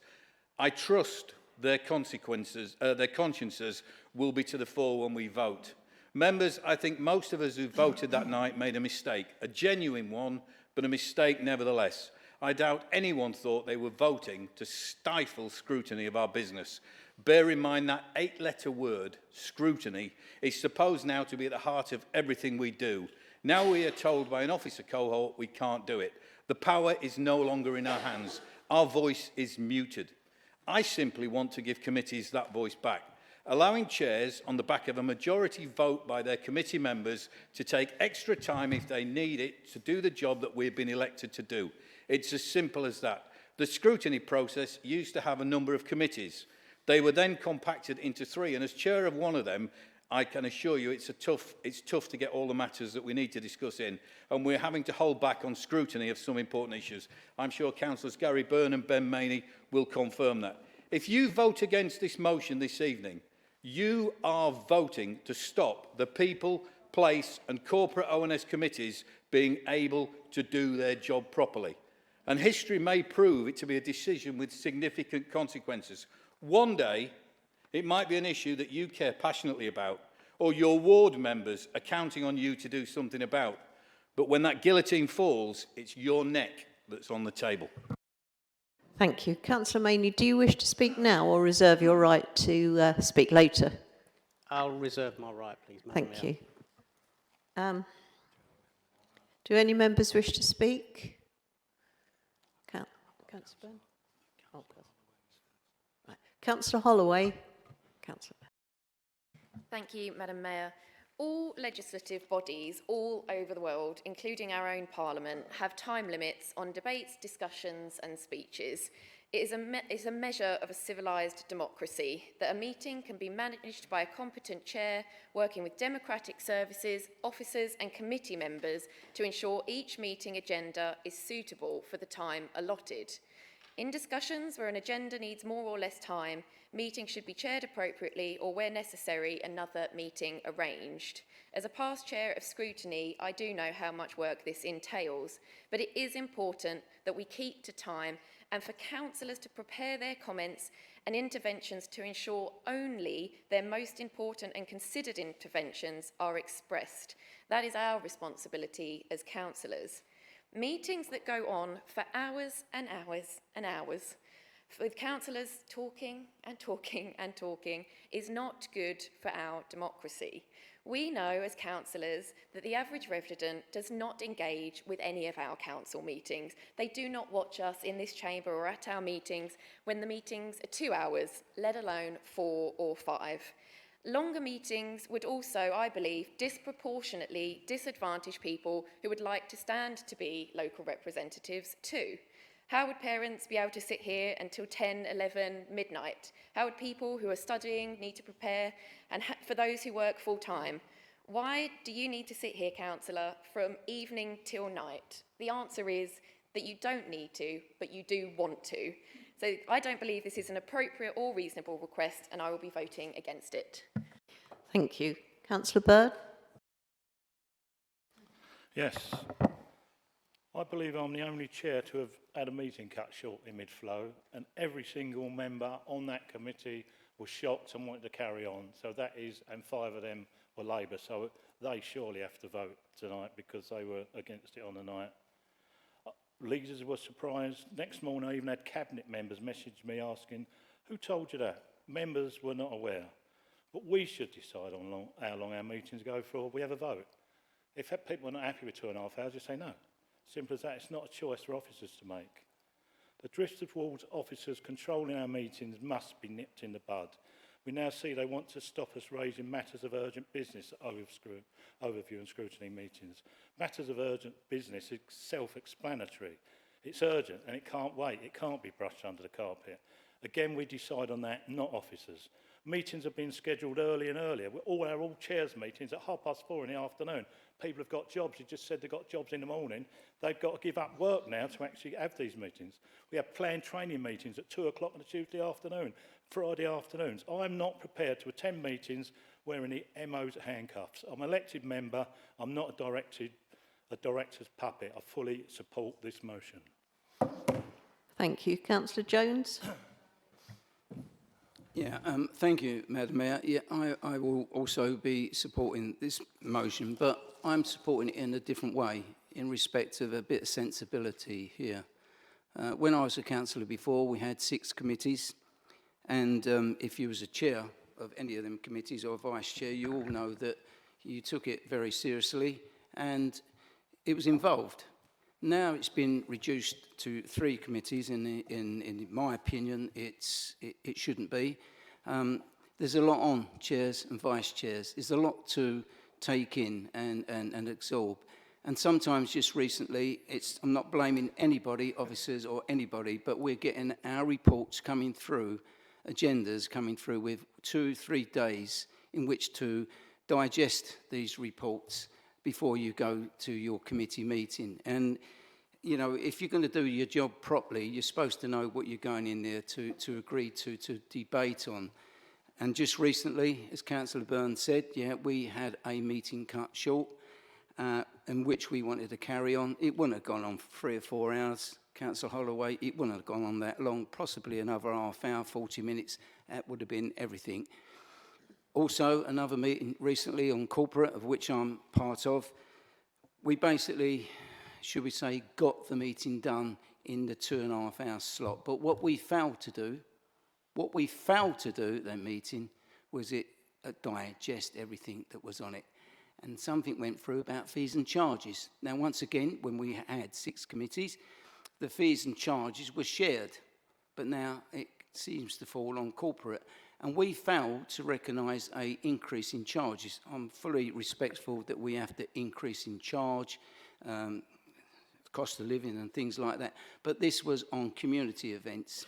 And though the increase wasn't as much, it was still an increase that we failed to recognise. And since then, we've had community groups come back and say, what's going on? So this is my point, that if we would have had more time, then it could have been explained to us by officers, broken down a little bit more, and then we could have made our decision better. We didn't make no decision on that, and that escaped. So I'm fully supporting this motion. Thank you.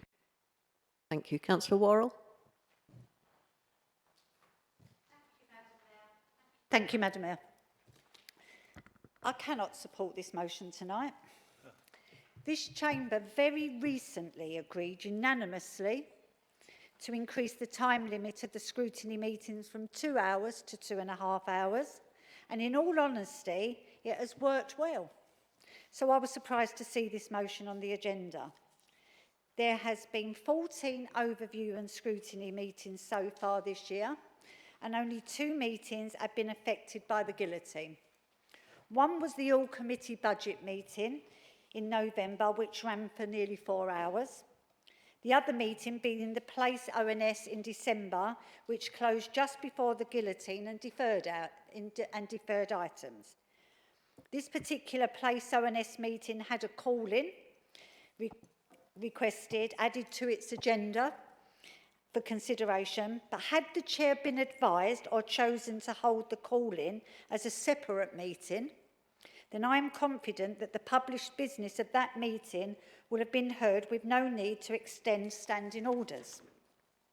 For clarity, the average time of the 3 scrutiny meetings: place, 1 hour and 18 minutes, people, 2 hours and 10 minutes, and corporate, 2 hours and 45 minutes, but this included averaging out the budget meeting of 3 hours and 45 minutes. So if you had taken that out of it, again, even corporate would have been running well under the 2.5 hours that has been allocated. I guess there could be some argument as to why we allowed the budget meeting to be nearly 4 hours and not others, but it can be easily justified in that we walked into that meeting knowing that it would take longer and to make the important decisions of the night. I believe that there is merit in looking at this particular meeting in the already planned scrutiny review, and if agreed, then the extended time of this meeting should be reflected in the Constitution.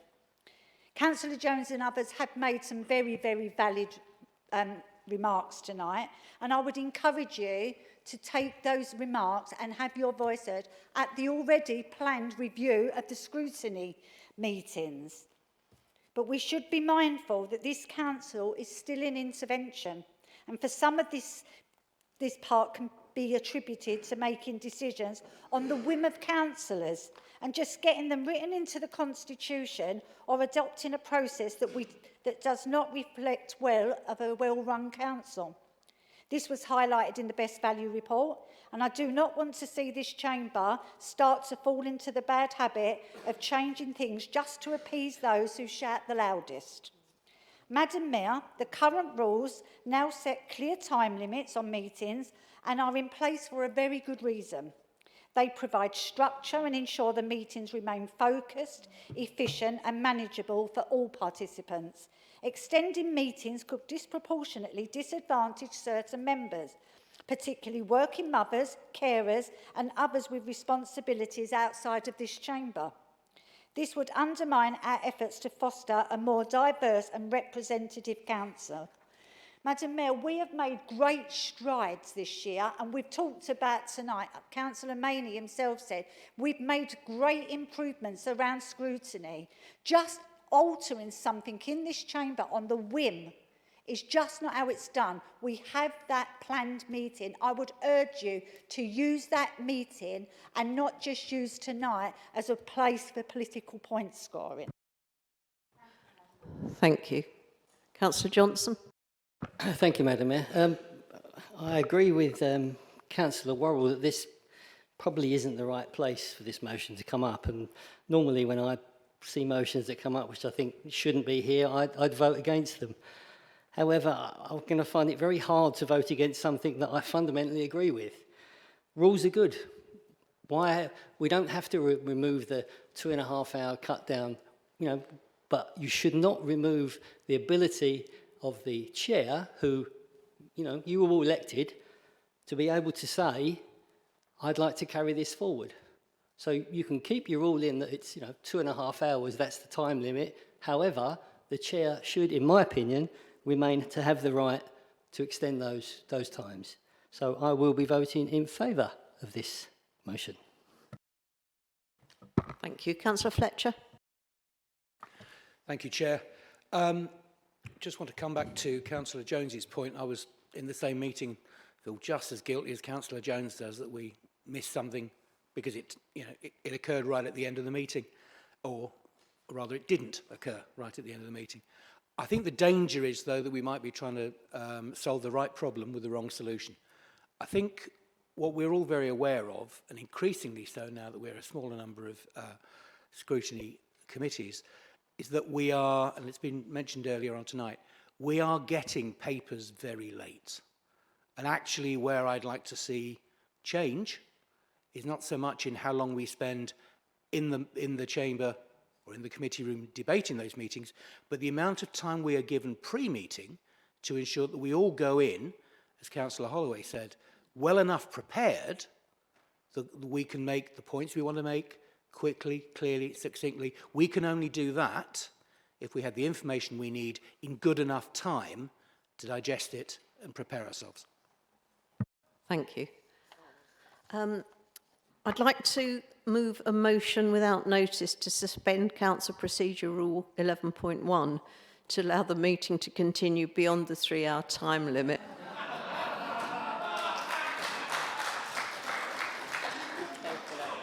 Yeah, I know.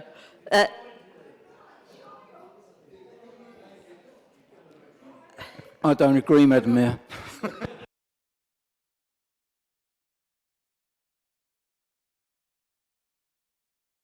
So, do people agree with that? Thank you.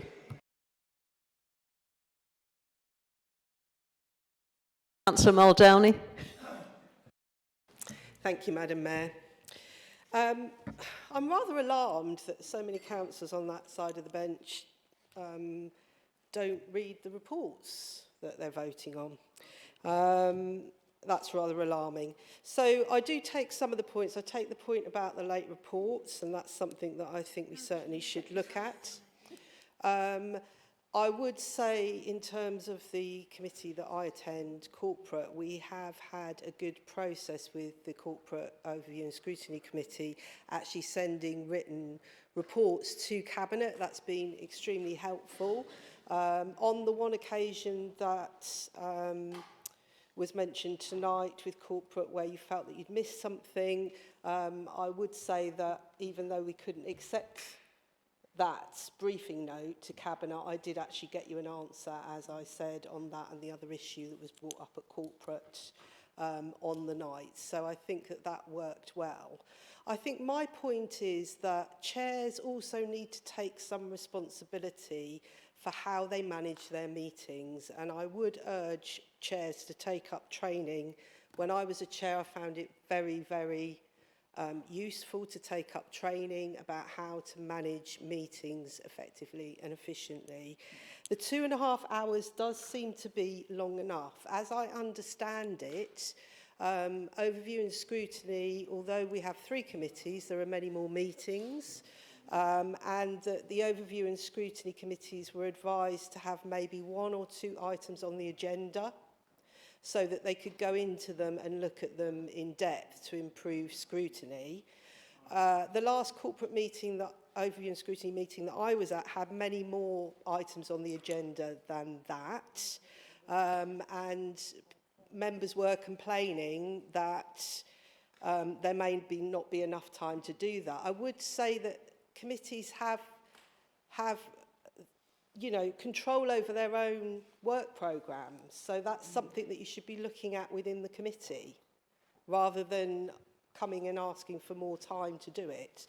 So I think chairs do need to take responsibility for how they're managing their meetings, and to be really clear about what they're accepting, particularly as items of urgent business. Is that really an item of urgent business? Are you following the right governance as set out in the scrutiny meetings? Maybe going back and having a review of what you should be doing would be a good idea. So yes, there will be a review. I think people have made valid points tonight, and that will all be taken under consideration when we have that review. I will be voting against this motion tonight because I think this is a kind of, you know, one of the... it's not proper governance, and it's one of these things that I'm not going to decide to support something that is just a knee-jerk reaction based on one example. That's it. Thank you. Thank you. Councillor Kerrin. Thank you, Madam Mayor, and thank you, Councillor Spate, for this motion and for everything about the principle of scrutiny. I also stand here very aware that I am a former chair who has allowed meetings to go on past midnight on more than one occasion, so I accept that. So therefore, I simply say I'm against this motion, not in principle as such, but because I don't think the new system has been tried for long enough, and as a minimum, I'd say we'd need to at least look at this after a full municipal year and have a look at statistics of the type that have been shared by Councillor Worrell, but after we've had a full time around it. Because I just think with Thurrock being under the spotlight the way it is, and with the improvements we're trying to make, we shouldn't just change midway through the year. I agree with the issues around papers and prep time, and this is something which both as a former chair of ONS and as a member of ONS, that really does get to me in terms of the amount of time we get to prep, the quality of papers, that sort of thing. But that isn't solved by the issue of just allowing meetings to go on. So really I'd just sum up and let other people speak, but just by saying, by all means, move the goalposts, but just not in the middle of the match. Thank you. Councillor Watson? Yeah. Sorry, Councillor L. Watson. Good say. Thank you, Madam Mayor. I won't be supporting your motion. I go to every single place ONS because I am told by the chair that I have to go to every single ONS. I'm invited. Not one place ONS has gone over. All the agenda items are done, apart from one meeting there was a call in. That was it. Same as corporate overview and scrutiny, you've not gone over, apart from the budget setting. Scrutiny is supposed to be about process. It's supposed to be about strategies and how that's working, how you can embed that. It's not about your personal walls or what goes on or what you feel that should be happening on that night straight away. That's not what scrutiny is all about, because it's not fair on any of the members either. A meeting after 2.5 hours, people lose interest. That's a common factor. They do. So I'm sorry, but because chairs need to know how to manage their chairs, and to be honest, I haven't got any problem on the chairs that I go to. So I think going forward, we stick to 2.5 hours. It will be reviewed. On that review, come forward. I personally think there's only 3 meetings that should go over. One is ONS corporate on the budget setting, scrutiny. One is planning, because it's time limited and you have to have the applications done. And one is full council to get the business done. Other than that, I don't think there's anything else if you manage your agendas and your work plans. So going on that, I'm going to go against this motion. Thank you. Councillor Halden. Thank you, Madam Mayor. I'm surprised such an inoffensive motion has created such heavy weather. We saw the exact process, how it should act tonight. The Mayor saw that the time for the meeting was about to expire. The Mayor suggested that an extension be granted. The Chamber could have voted it down.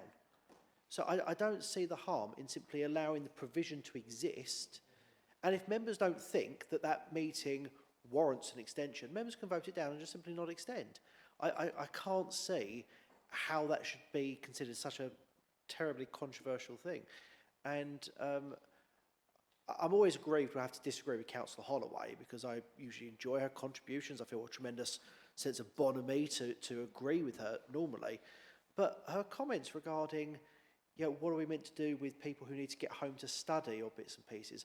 Well, having been elected when I was 19, and now very much not being 19, I have been in here for 15 years where I've gone through the gambit of having to allocate time to study, to having to be up at 6 in the morning for work.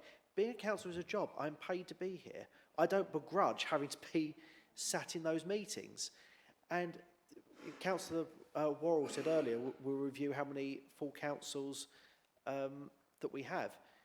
Fundamentally, there are certain things you just have to turn up for.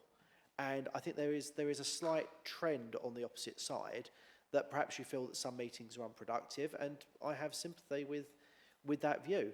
But in any legislative assembly, whether it be a parish council or whether it be a parliament, you have chosen to get into the business of listening to people debate, that some of the speeches may not be particularly erudite, may not be particularly interesting. Some of the participants may be very poorly dressed, but that is what you have elected to do with your time, to turn up and debate and make decisions accordingly. So I'm not quite sure why there is this trend opposite. If you were to attack a particular element of debate, I'd be less concerned with how long certain meetings go on for. I'd be more concerned about the fact there are certain councillors who, over my 15 years, I have observed, they turn up largely like a bag of coleslaw. They sit there, they don't make any contribution or any discernible noise whatsoever, and every now and then you found out someone stood down and you try to remember if they existed in the first place.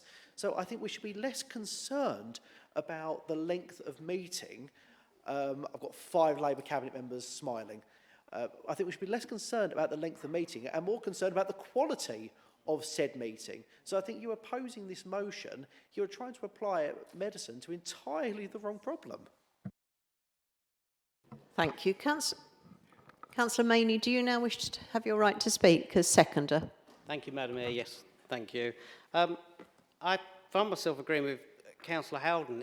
Sitting here waiting for my turn, it's really interesting to see such opposition to a motion which really is hardly very offensive. It's not really calling for very much at all. And I can only conclude that the reason there's such opposition to it from across the chamber is because they want to go home and not sit through scrutiny meetings. We're 3 hours plus into this meeting, and the idea that people switch off, I don't see anybody on this side of the chat. You might switch off, but the lights are very much on over here. I don't see us all yawning and wanting to go home. I think for me, Madam Mayor, the point is, again, a point made by Councillor Howden, this isn't a motion saying we agree to sit through every scrutiny meeting to the wee small hours. It's simply asking for the right for members to take a vote. And if Labour members, who have the majority on those committees, don't want to, they can vote it down. It's not saying, it's not setting in stone that every meeting will go on for hours and hours. It just gives the committee a bit of flexibility. If Labour members have such a problem with that, I really fail to see why, and there's just no need for this guillotine. If meetings are not routinely going over time, then why do we need a guillotine in the first place?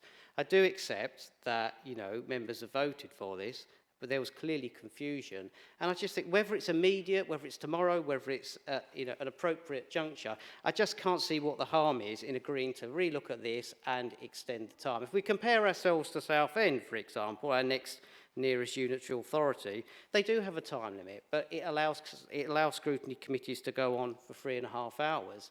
If they can do it, why are we running away from democracy here? There's a theme through this meeting tonight, which is that there is this creeping strangulation of transparency and democracy and members' right to scrutinise things. Just responding to some of the points about managing meetings, you're right, the committee set their own work programmes, but we don't have carte blanche to decide when reports come to us. So, for example, the last corporate O&S committee was extremely heavy. We nearly ran out of time. And the next meeting, the February meeting, has been cancelled for lack of business. When I asked, can we bring some of the items from the January meeting to February? No, they're going to Cabinet. You have to read them now. Okay, can we bring some of the items from the March meeting forward to February? No, they won't be ready. So the idea that we can just distribute the things that are coming to us as we see fit, I'm afraid, is fantasy. We are governed by when officers make these reports available and when Cabinet is making its decisions. And for me, I just think, what is the point of this rule? What happens if a chair decides actually the meeting's going to go on? Are officers going to flounce out? Are majority members going to walk out? What sign does that send to members of the public? We're not a decision-making committee. Scrutiny doesn't make decisions. So putting things to the vote is a bit pointless. And even if we do go over, I mean, what's the consequence of that? And if there is a consequence, well, what was the consequence then to the corporate overview and scrutiny committee that went on for 4 hours? Was the business that was transacted after that guillotine unconstitutional? So it's pointless. If a chair decides to carry on, there's nothing really anyone can do about it. You know, officers can flounce out, Labour group members can walk out. I think that just brings the process into disrepute. So I would hope that some common sense can prevail at some point. I wouldn't be supporting this motion if chairs of committees were routinely going on for hours unnecessarily. They're not. They are diligently keeping to their time. It just allows a bit of flexibility for those times when we might need to go on longer, as we very nearly did at the last Corporate Overview and Scrutiny Committee. Thank you, Madam Mayor. Thank you. Perfect timing. Councillor Spate, do you wish to have your right to a reply? I'll sum up, yeah. You have 2 minutes. I know I do. Because I'm aware of clock watching. I could pick various comments that have been said from across the table. I'm not going to fall into that game because I talked earlier on about not being political. I did find it somewhat distasteful to hear a member quoting working mums as a reason why something. What about working dads? I'm a working dad. You know, I don't understand why we make bizarre differentials. In terms of Councillor Holloway, a councillor I immensely respect, I've run 3 now, maybe 4 of my O&S meetings. They've all finished early. They've all finished in the time. You know, so I am capable of managing it, but I know, for example, tomorrow night, it's unlikely to happen, but Councillor Hooper and I was in a briefing today on a matter of immeasurable urgency and an impact on this borough.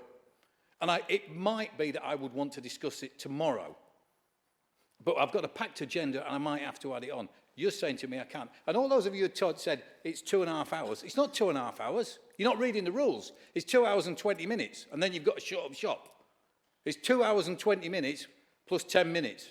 So, you know, and as I say, the staggering hypocrisy of what I've just heard is only matched by the savage irony of Madam Mayor doing what she did. And if that wasn't one of the funniest moments I've seen of covering this chamber for 21 years, I don't know what is. You do what you want. You vote the way you want to do. But I hope there'll come a day when there's an item agenda that's relevant to you or relevant to somebody in your ward, and you have to say to that person, I'm sorry, we can't debate it because of an asinine rule that says you can't show responsibility and judgment and be aware of everything that is there. We've talked about the improvement journey this council's been on. It's there because of scrutiny. And you are going to vote tonight to rule out scrutiny, to put limits on scrutiny and a guillotine. And 4 of you should not look yourself in the mirror tonight, because 4 of you have said that you will support this motion and you agree with it. Vote how you will, but some of you are shameful. Thank you. I'll now move to the vote. Mayor, can I have a recorded vote, please? So if enough members would like us to have that. Sorry? Can I have a recorded vote, please? Yes, if you want. Yeah. Oh, can we not? Sorry, Helen. 5 members need to support the record. They've got, yeah. And you need to stand. Yes, so, stand the 5 of you. Okay. Thank you. Yeah. Right, so recorded vote. All those members in favour of the motion. Oh, no, sorry, you've got to read them out. Yeah. Thank you, Madam Mayor. So if I call your name, if you can indicate with your for, against or abstain. Councillor Abbas. For. Councillor Alike. Councillor Allen. I'm in favour of finish of business, so therefore I'm in favour of Councillor Spate's motion. Councillor Anderson. For. Councillor Paul Arnold. For. Councillor Gary Byrne. For. Councillor Ross Byrne. For. Councillor Cecil. Against. Councillor Chukwa. Oh, he's left, I believe. Councillor Cockshall. For. Councillor Day. For. Councillor Fish. Against. Councillor Fletcher. Abstain. Councillor Fox. For. Councillor Gledhill. For. Councillor Green. Against. Councillor Howden. Councillor Hartstein. Against. Councillor Heath. Against. Councillor Cliff Holloway. Against. Councillor Victoria Holloway. Councillor Hooper. Against. Councillor Hurrell. Against. Councillor Jeffries. For. Councillor Jones. For. Councillor Johnson. For. Councillor Kelly. For. Councillor John Kent. Against. Councillor Kerrin. Against. Councillor Lydiard. Against. Councillor Ben Maney. For. Councillor Jackie Maney. For. Councillor Manoir. Against. Councillor Morris Cook, I believe, has left. Councillor Muldowney. Against. Councillor Panjala. Against. Councillor Raper. Against. Councillor Rigby. For. Councillor Salmons. For. Councillor Shinnock. Against. Councillor Sisterson. Against. Councillor Spate. For. Councillor Gary Watson. Councillor Lee Watson. Against. And Councillor Worrell. Against.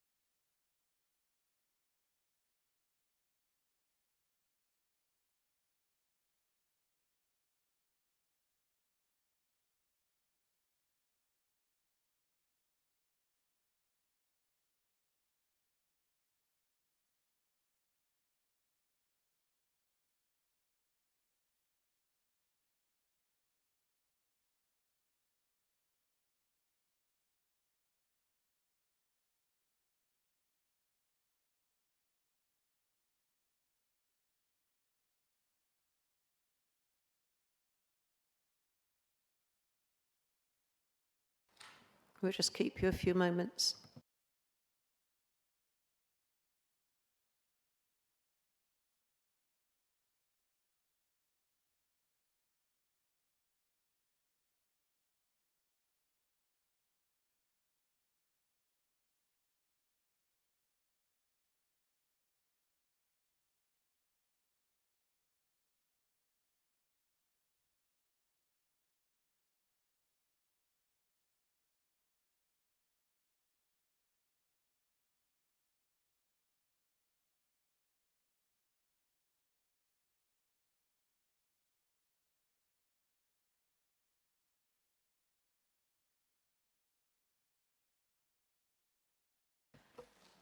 The vote is tied at 21 for, 21 against and 1 abstention.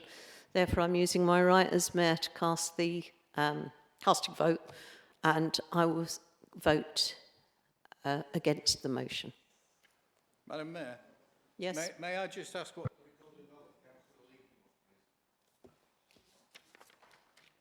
It was 4.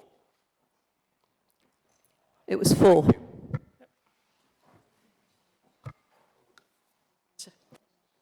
So the motion falls. Motion 2, Councillor Rigby, please read out and speak on your motion as printed on page 187 of the agenda.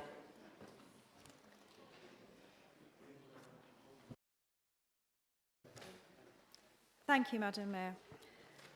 Due to current high energy prices, members call on the Council to ensure that heating systems put into council properties are the most cost-effective for the tenants.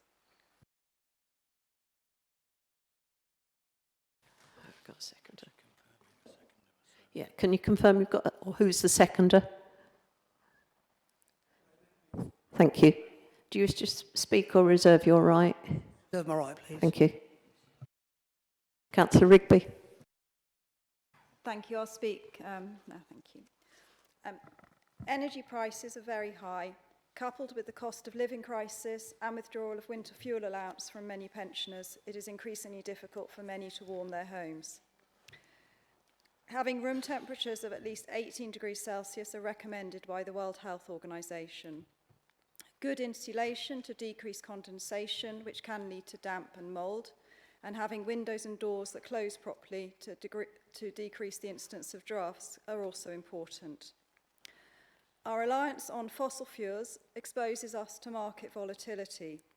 The government green energy plan set for 2030 as part of reaching net zero by 2050 is intended to bring down energy costs as well as environmental benefits by producing clean energy by ideas such as offshore wind farms and solar panels. There is a leaning towards promoting electric over gas due to no carbon dioxide emissions. However, at the moment, most of the electric in the United Kingdom is produced by burning fossil fuels and not from renewable sources such as solar panels. Electric costs are approximately 4 times more than gas, and 85% of UK households are powered by gas. There are still at the moment proposals to ban gas boilers going into new build properties, but the ban on existing properties has been pushed back to at least 2035. From 2028, hydrogen blend of up to 20% should be available, having environmental benefits by reducing emissions and having similar costs to gas. Electric heating is on the most part very expensive. Heat pumps are costly to install and require large outdoor space. Night storage heaters can be useful if a low night tariff on Economy 7 can be arranged. Electric boilers, often cheaper to install than gas boilers as they don't require a flue, don't require carbon monoxide monitoring, and they don't require an annual safety check.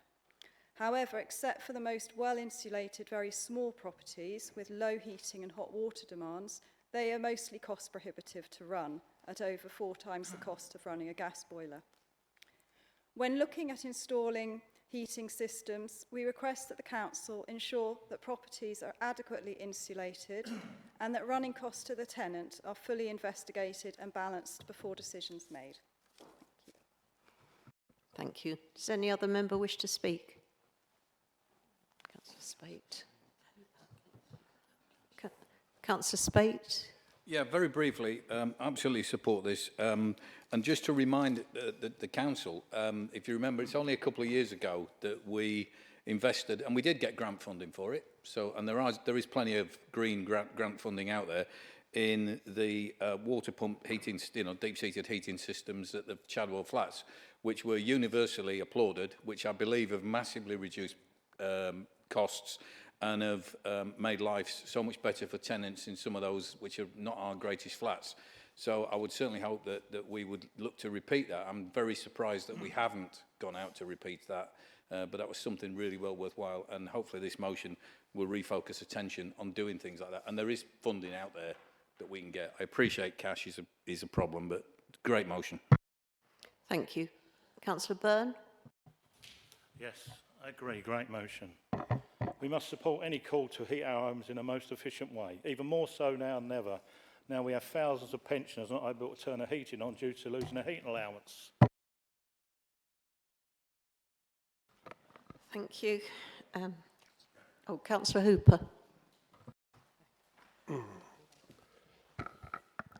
Sorry, I'm not used to these mics being 6'3". I'm sorry about that.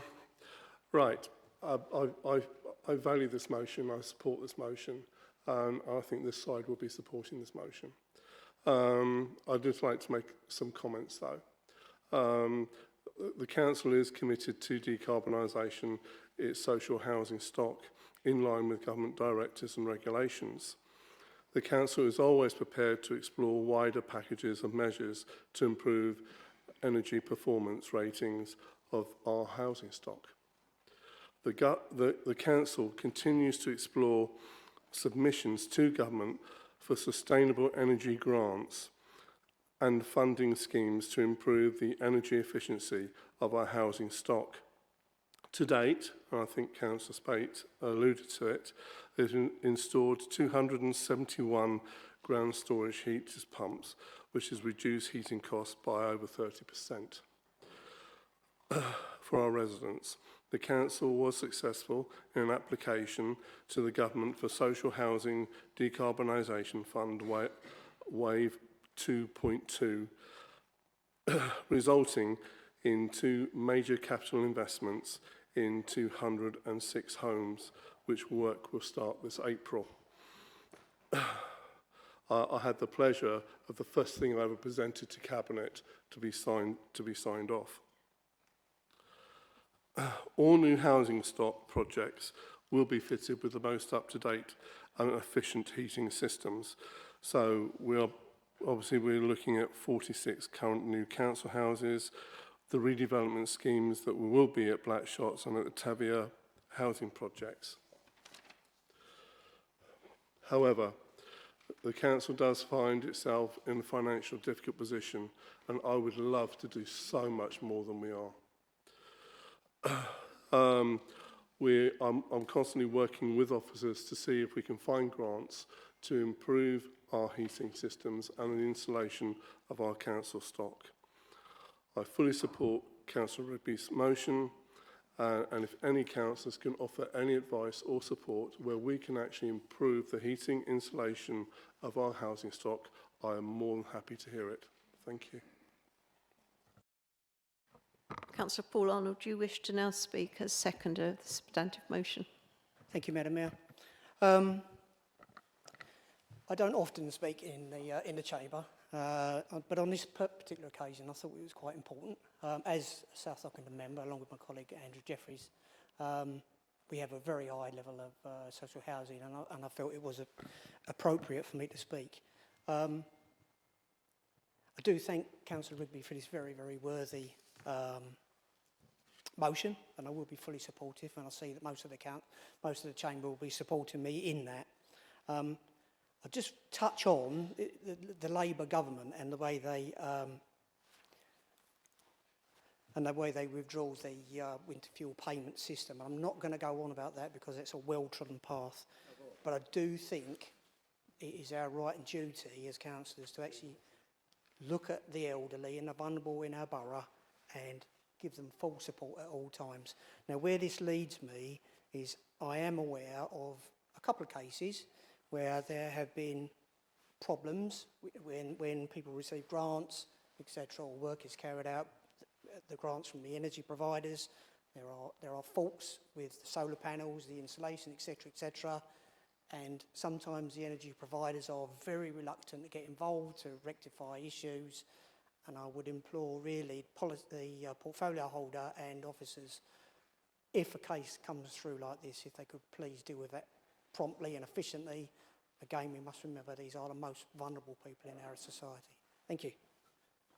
Thank you. Councillor Rigby, do you wish to have your right of reply? You have 2 minutes. Thank you, Madam Mayor. Just to say thank you to everyone for their support.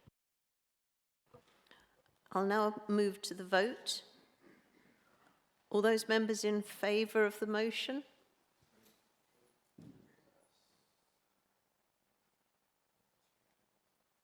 All those members against the motion? Any abstentions? Thank you. The motion is passed. That concludes the business of the meeting this evening, and I now declare the meeting closed at 22:27. What about up there? If anyone